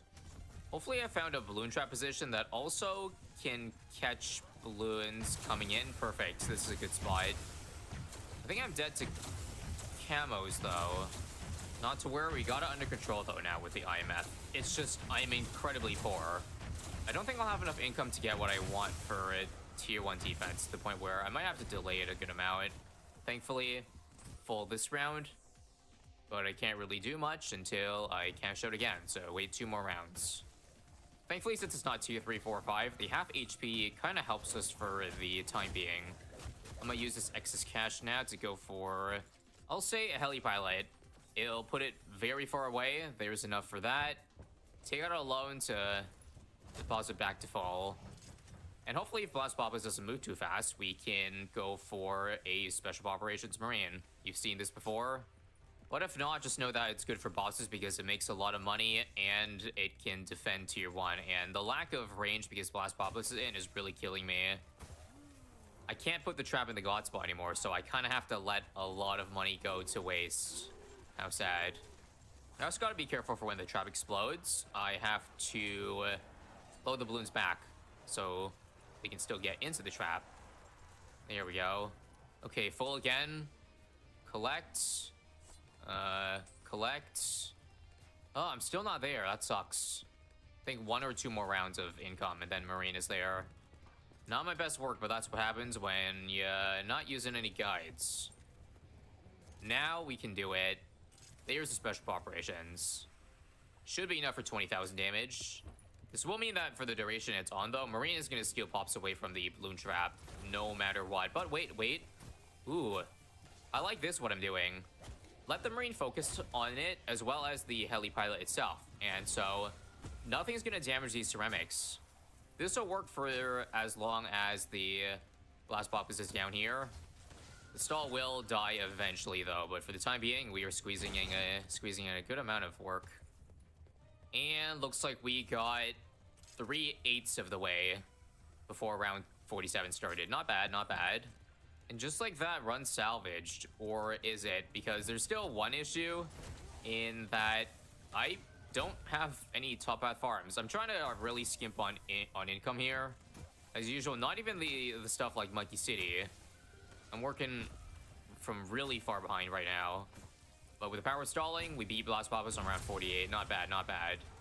Now, we gotta use the power of Downdraft to squeeze out as much of the income from this as possible. I'm gonna try to do a little bit of that for 49. A couple of regrows, so I'll create a mini little regrow rainbow farm until the timer starts ticking up, and then we can't make any more money. So just watch the penalty timer. There we go. It's going up 153, 154, so we just drop Marine, sell it now that the round's over, and continue on. Next step, by the way, triple XL trap. Attaboy. And I might be pushing it a little bit here, but I would love to see if I could go for the temple now. It's a lot of money, and I don't know if these two can make that much, but it would be nice. Part of me feels like I'll need one more income generator, though, because this feels kind of slow, to be honest with ya. I'd say if I don't have at least $70,000 by tier 2, I'm gonna restart, because this is not it. The more I look at this, the more I feel like I need Monkey City at the bare minimum. This is not even close. Yeah, T-1 around 40k. What do you say? Spend 5 tiers to make a lot more money going forward? I'd say so. So with that, let's reset our journey. Instead of going for Chinook immediately, we do Monkey City, because that is better. And then we'll probably just afford Marine a round or 2 later. Not a big deal. And yeah, not just a round or 2 later, but many, many rounds or 2 later. Let's hope I still have enough track length for all this. Jeez. 7 lives left too. Yep, great news. Stalling is still very, very, very much possible. Even with getting Blast Populus late. And I trust in the Marine enough that I think this will do it. We got Marine 3 rounds later, yet only beat it 1 round later thanks to the epic stall of the Rigger Rainbows. I'd say we're in a much better spot than before. In fact, yeah. I think I'm 2 rounds closer to Big Trap while having an extra Monkey City down. Huge. Yeah, this is pretty insane. Big Trap on 51. I think we'll have enough for Sun Temple by tier 2. And now look at that. Plus 30k from last time and not in debt. And this thing. 10k in the bank. The great thing about the Big Trap is that it also costs exactly $50,000, aka the amount that I need for a max support sack. So I don't need any further support sacrifice, although I do need to move more towers away so that these guys don't get sacrificed, because I want to turn this obviously into probably an Ultra Boost later. Anyway, shouldn't take too many more rounds, so you can do the same thing as tier 2. Maybe get a Mad to finish off this tier. Another thing, Blast Populus reducing range actually helps us in this one situation, because that means I can put this closer to the Monkey City. Because right now, as it stands, I might have to buy a couple of range upgrades, which is not ideal. Anyway, let me just collect the 8k from that now and blast off. Perfect. in range of Monkey City, so we'll get the end of round cash too. Oh, Camel regrows also. Probably should move that back in range. But now that we got the 20% discount, we can finally buy things for the end game. And for very cheap at that, so $6,000 per round. Should get a mad, like, in no time. Pretty sure 6k per round is enough to sustain me for the rest of the game. I mean, without Paragons, you're not gonna have to spend too much, especially not with not getting VTSG. Anyway, another loan, and there is Mad. See if I want to cross path with focus firing. Most likely, the answer is yes, but the thing is, since I have Chinook, I can always just keep moving the Mad ability or the Mad 2 on top of Blast. Obviously, one issue though is that the tempo range is not infinite, so there will be spots where we don't get the extra attack speed, which is probably important to have. For now though, we can probably just buy that kind of stuff like at tier 5.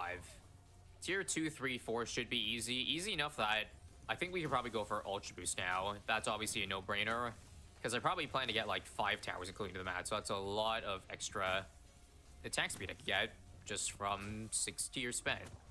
I did this last week as well, but let's also create a rigor form whenever possible so that we can get 10 Ultra Boost stacks in a single round. So that will speed up the process in exchange for a big fat penalty, but that's no big deal. Zero stalling went pretty well. We stalled 76, a bit of 78, and 79, for a total of now 10 stacks on the big 3, Legend and Super Mines, and Mad, and Flying Fortress as well. Let's build one at a time though, so Legend of the Night first, but honestly for tier 3, Mad should probably do most of the 850 here. Wasn't intentional, but we also got a little bit of a stall going on around 83, so we'll probably finish off Blast this round. Yep, especially so now that I got Legend of the Night. Let's get it. And GG. So this Alchemist here is also for Promo Brew. I'm pretty sure it's worth it. 3 tiers for a decent amount of buffs on everything. I probably didn't need to stall all the 70s, by the way, because I already have all 40 stacks on these towers, but I'm gonna use the extra stacks on the village. They did nerf the amount of range that Ultra Boost stacks get on villages, but it's still worth doing. This will allow us to be able to Chinook towers maybe slightly further away, like for tier 5, I'm pretty sure. We're gonna need a lot of towers on the left side, so any extra ground this thing can cover is a good thing. Next up here is not a damage tower, but I need a homeland, obviously. You want to strike enough balance between having enough support towers and DPS towers, so I'd say a 4-to-3 ratio. Actually, it's 4-to-4 if you include the temple. Perfectly balanced as all things should be. Honestly, with 10 stacks, this village range is pretty good, but don't forget, Blast will get rid of a good amount of that. By the way, my rough goal right now, in terms of the amount of tiers I want to spend, is below 88, because apparently there's a big cluster of 88 scores due to guides that actually use the VTSG. So if possible, I'd love to show that you could do lower than that without the VTSG. That'd be ideal. As you see, though, we're kind of cutting it way too close. So we're already at 75, and I still don't have my Flying Fortress, so I think I'm only allowed 2 more full tier towers. That's it. If it doesn't work, then we're kind of screwed. I mean, the progress looks good in tier 3. That doesn't really mean shit when you've got 5 times the HP tier 5. So you might also notice this Mermonkey here was supposed to be a Lord of the Abyss, but again, I don't think I actually have the tiers to spare for that. Like 40% extra damage on your Super Mines is nice, but there might be better ways to spend tiers to get more overall DPS. Hell, maybe we don't even need the Flying Fortress at all. Decisions. I've got to pick wisely. I think for starters, we'll do the Flying Fortress, okay? I think 105 gets 33% more attack speed, so that puts us at 81. Which does mean, yes, 1 more tier 5 tower would be 87. Do I want to cut it that close? I think I'll play by ear. See how 120 does with this first, and depending on how close we are, we'll see how much more we gotta add. So here we are, about 17 million HP with no Paragons, no VTSG. Can we do it?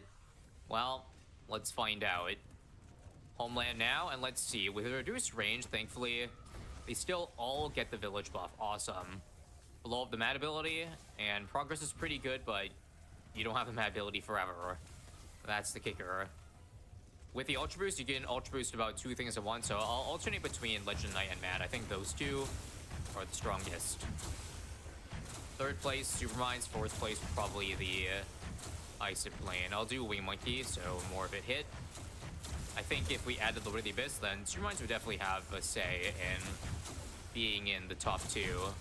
But for now, it's top 3, and it's not 1 or 2. First skull now. Let's wait until the rocks disappear. Because if I use Homeland now, my Mad will just get cock-blocked, so I have to wait for it to be gone entirely. That's really annoying. Technically, it's the only tower that gets blocked by line of sight. Whatever, I can't wait too long. Let's just do it now. With Ultra Boost. Either the rocks are gone or this avoided most of it. So we good. We gotta move this now. Supermines has gotta go, I guess, here. I guess merit to not doing Supermines is the fact, or buffing this guy, is that it will never get full, like, spike hitting on Blast on this map. It's always gonna have some spikes missing down here. And when we shouldn't get down here, where the village might not reach. 2nd skull now. Progress, I feel like it's, like, just enough. If not missing a little bit. Legend Knight is also going to be out of range soon. Oh, no. It's out of range completely. End me. Okay, not anymore. It was just because every single skull that gets hit, it'll throw a rock at it, it being the most expensive tower. So that tower suffers the consequence of being the most expensive. Supermines, I can only put it over here in the bottom. That's so bad. So bad. Now Legend Knight doesn't hit anymore. Can I put it any closer? Like here? Wait, why does this not have... Wait a minute, this thing doesn't have Permabrute. What the hell am I doing? I swear I Permabrute everything, but apparently I was missing something. Well, this run is pretty cheek so far. It's really cheeks, yet it's barely behind pace because, you know, halfway is when it hits Temple, and seems like we'll probably hit halfway just after that. Again, while also being incredibly crippled. Let's move the Legend up here so that there's room to Chinook Supermines. This is the god spot right here, officer. Come on, Ultra Boost now. Homeland, and this Mad ability should officially get us to the halfway mark. That's quite a bit far past halfway, yeah. We gotta add one more upgrade, I think. Man, that sucks. Let's not give up yet, though. This will probably come down to the last skull if we do end up beating it. Or, like, the last second. Giving the big 4 here my moral support. Come on. This will be the last max heat ever, so we don't have to worry about everything being on full cooldown now, but resetting everything sucks.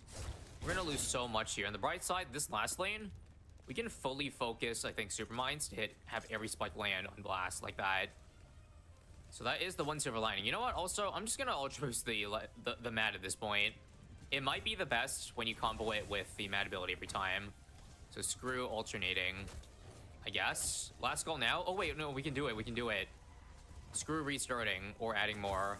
If I need to add more or redo it, just remember the thing earlier, because that was my issue the entire time. Okay, so I can move Mad also between the rocks here. Also, I can move Supermines here, but it's now out of range of Temple and the village, but nothing I can do about that. Just gotta keep both in the range as possible. One more ability should hopefully give us the last 1 million. Come on. Come on. Mad ability 2. This is it. For all the marbles. We got this. 500, 400. Yup. Paragonless Blastopolis has been done, folks. And true Paragonless at that. Obviously, this score can easily be better just by not getting the Mermonkey, because again, I prepped well in advance, only to not need it. Probably should have beaten round 36 some other way, but that's okay. Pop counts sadly aren't accurate because Flying Fortresses steals all the balloon insides. I can assure you it was 4th out of 4th though. Otherwise, the one with the 3rd most pops is likely the one that did best. Hope you enjoyed. Oh, and also, quick check on the leaderboard. It's quite early, so this 8th place will fall quite a bit by the end, but probably still good enough for a top 50. So, If you made it this far, consider subscribing. You can't resist pressing subscribe when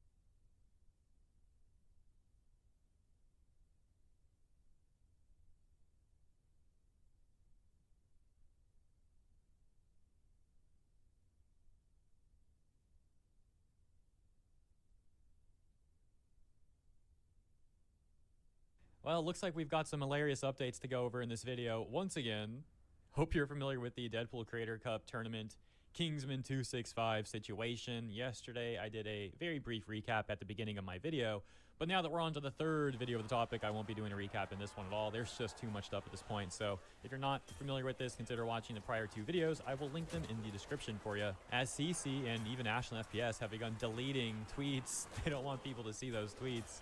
Unfortunately for CC, screenshots are still out there, so we will be taking a look at what she's deleting. Spoiler alert, it's her talking about how much she hates men. I wonder why she'd delete that one. Before we begin though, I literally just saw this pop up on Twitter, and this is hilarious.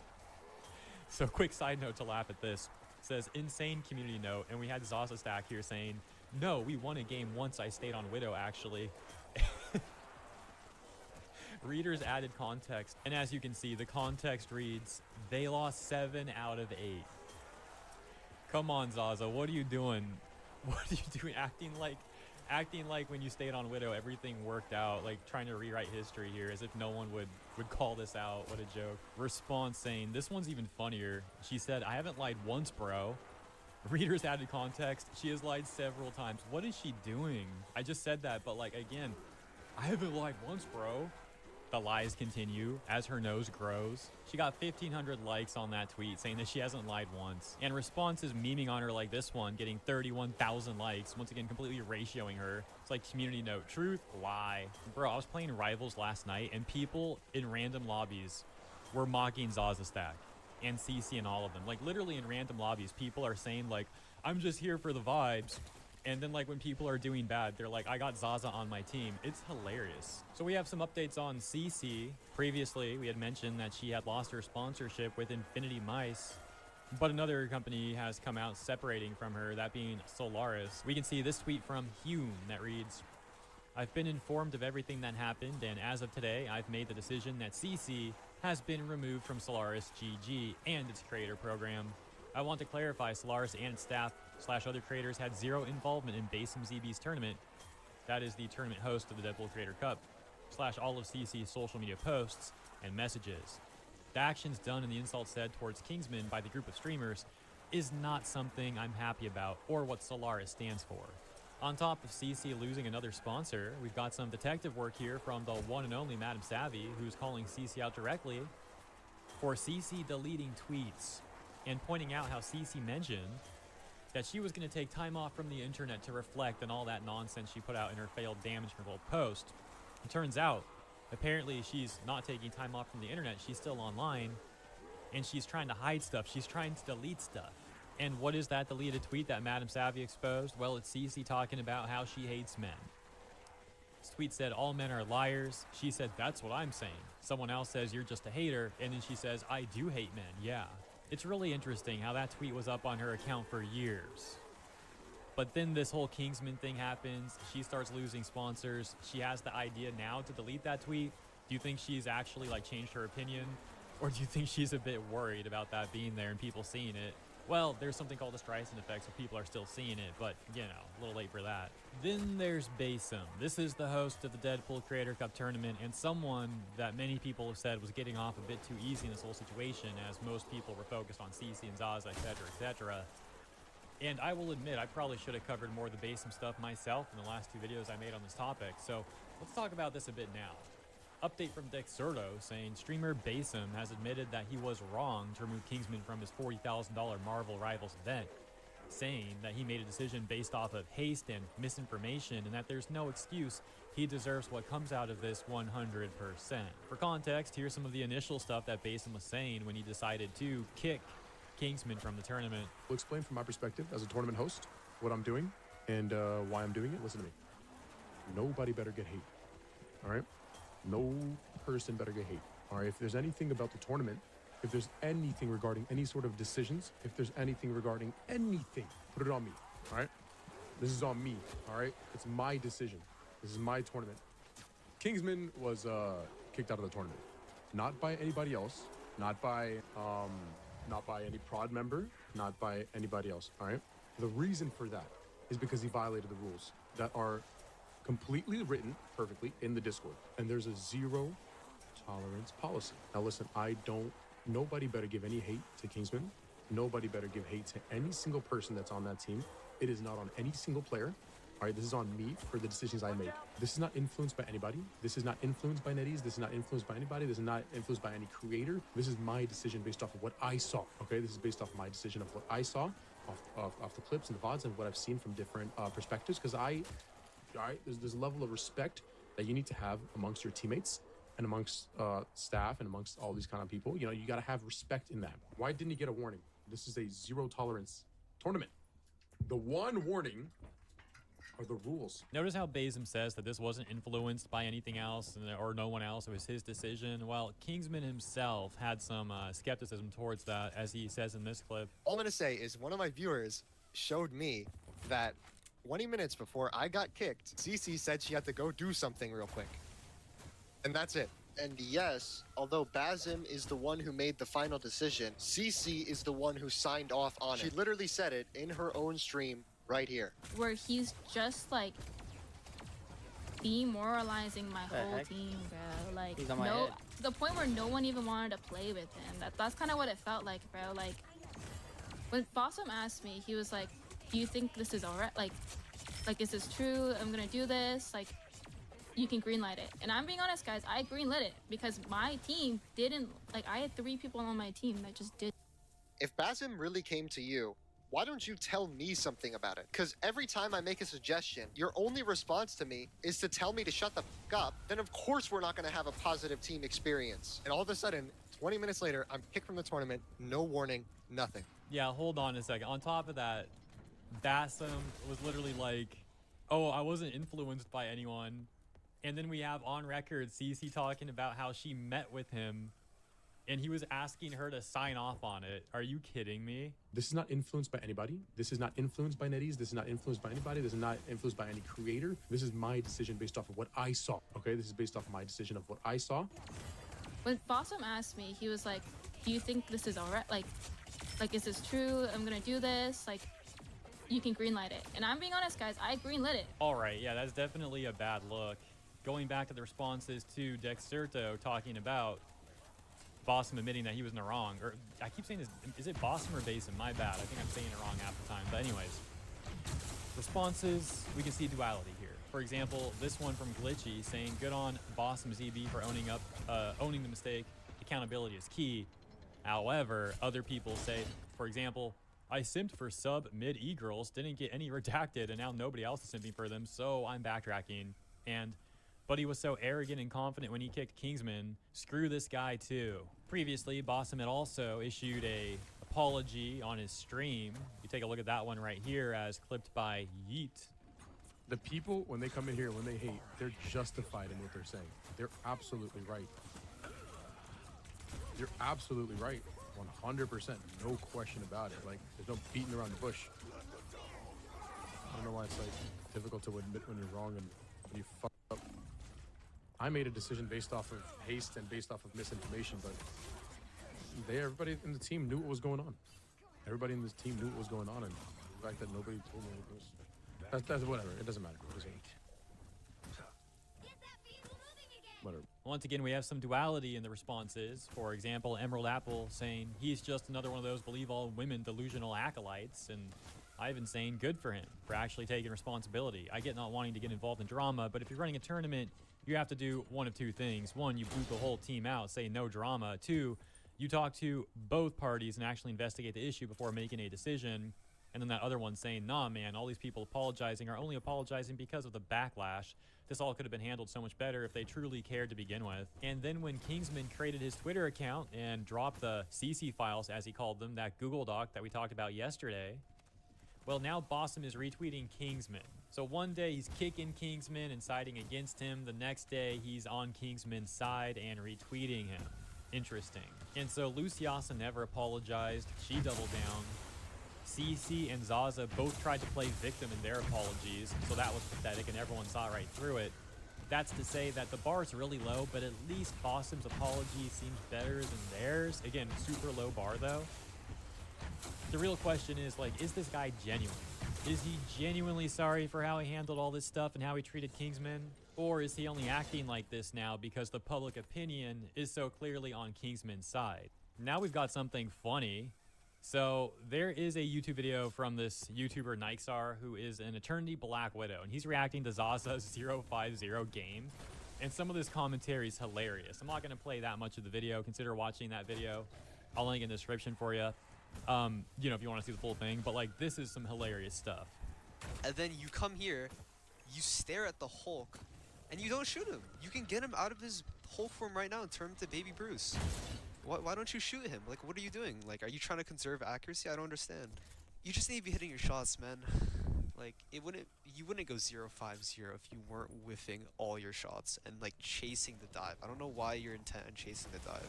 You're not even hitting headshots on the ulting Hulk. Please shoot him. Oh my god, you jumped into a wall. You jumped into a wall. Where's the shot? You shoot right here. You shoot right here at his feet, brother. You need to shoot the head, you're Widow. So, I don't know why you're so bent on shooting the Spider-Man, but the Phoenix, even after you shot that shot, hasn't noticed you. They are literally standing still.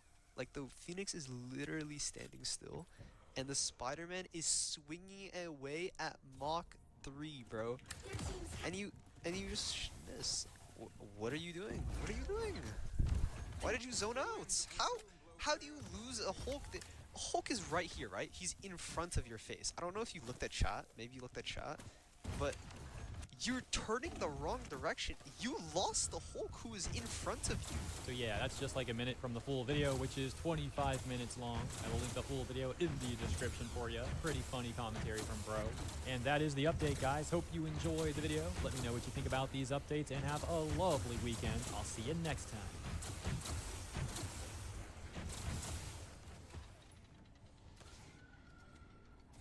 Hey, what's up, guys? Ruff here. So it's always very satisfying to see someone get what they actually deserve. And who we're talking about today is you.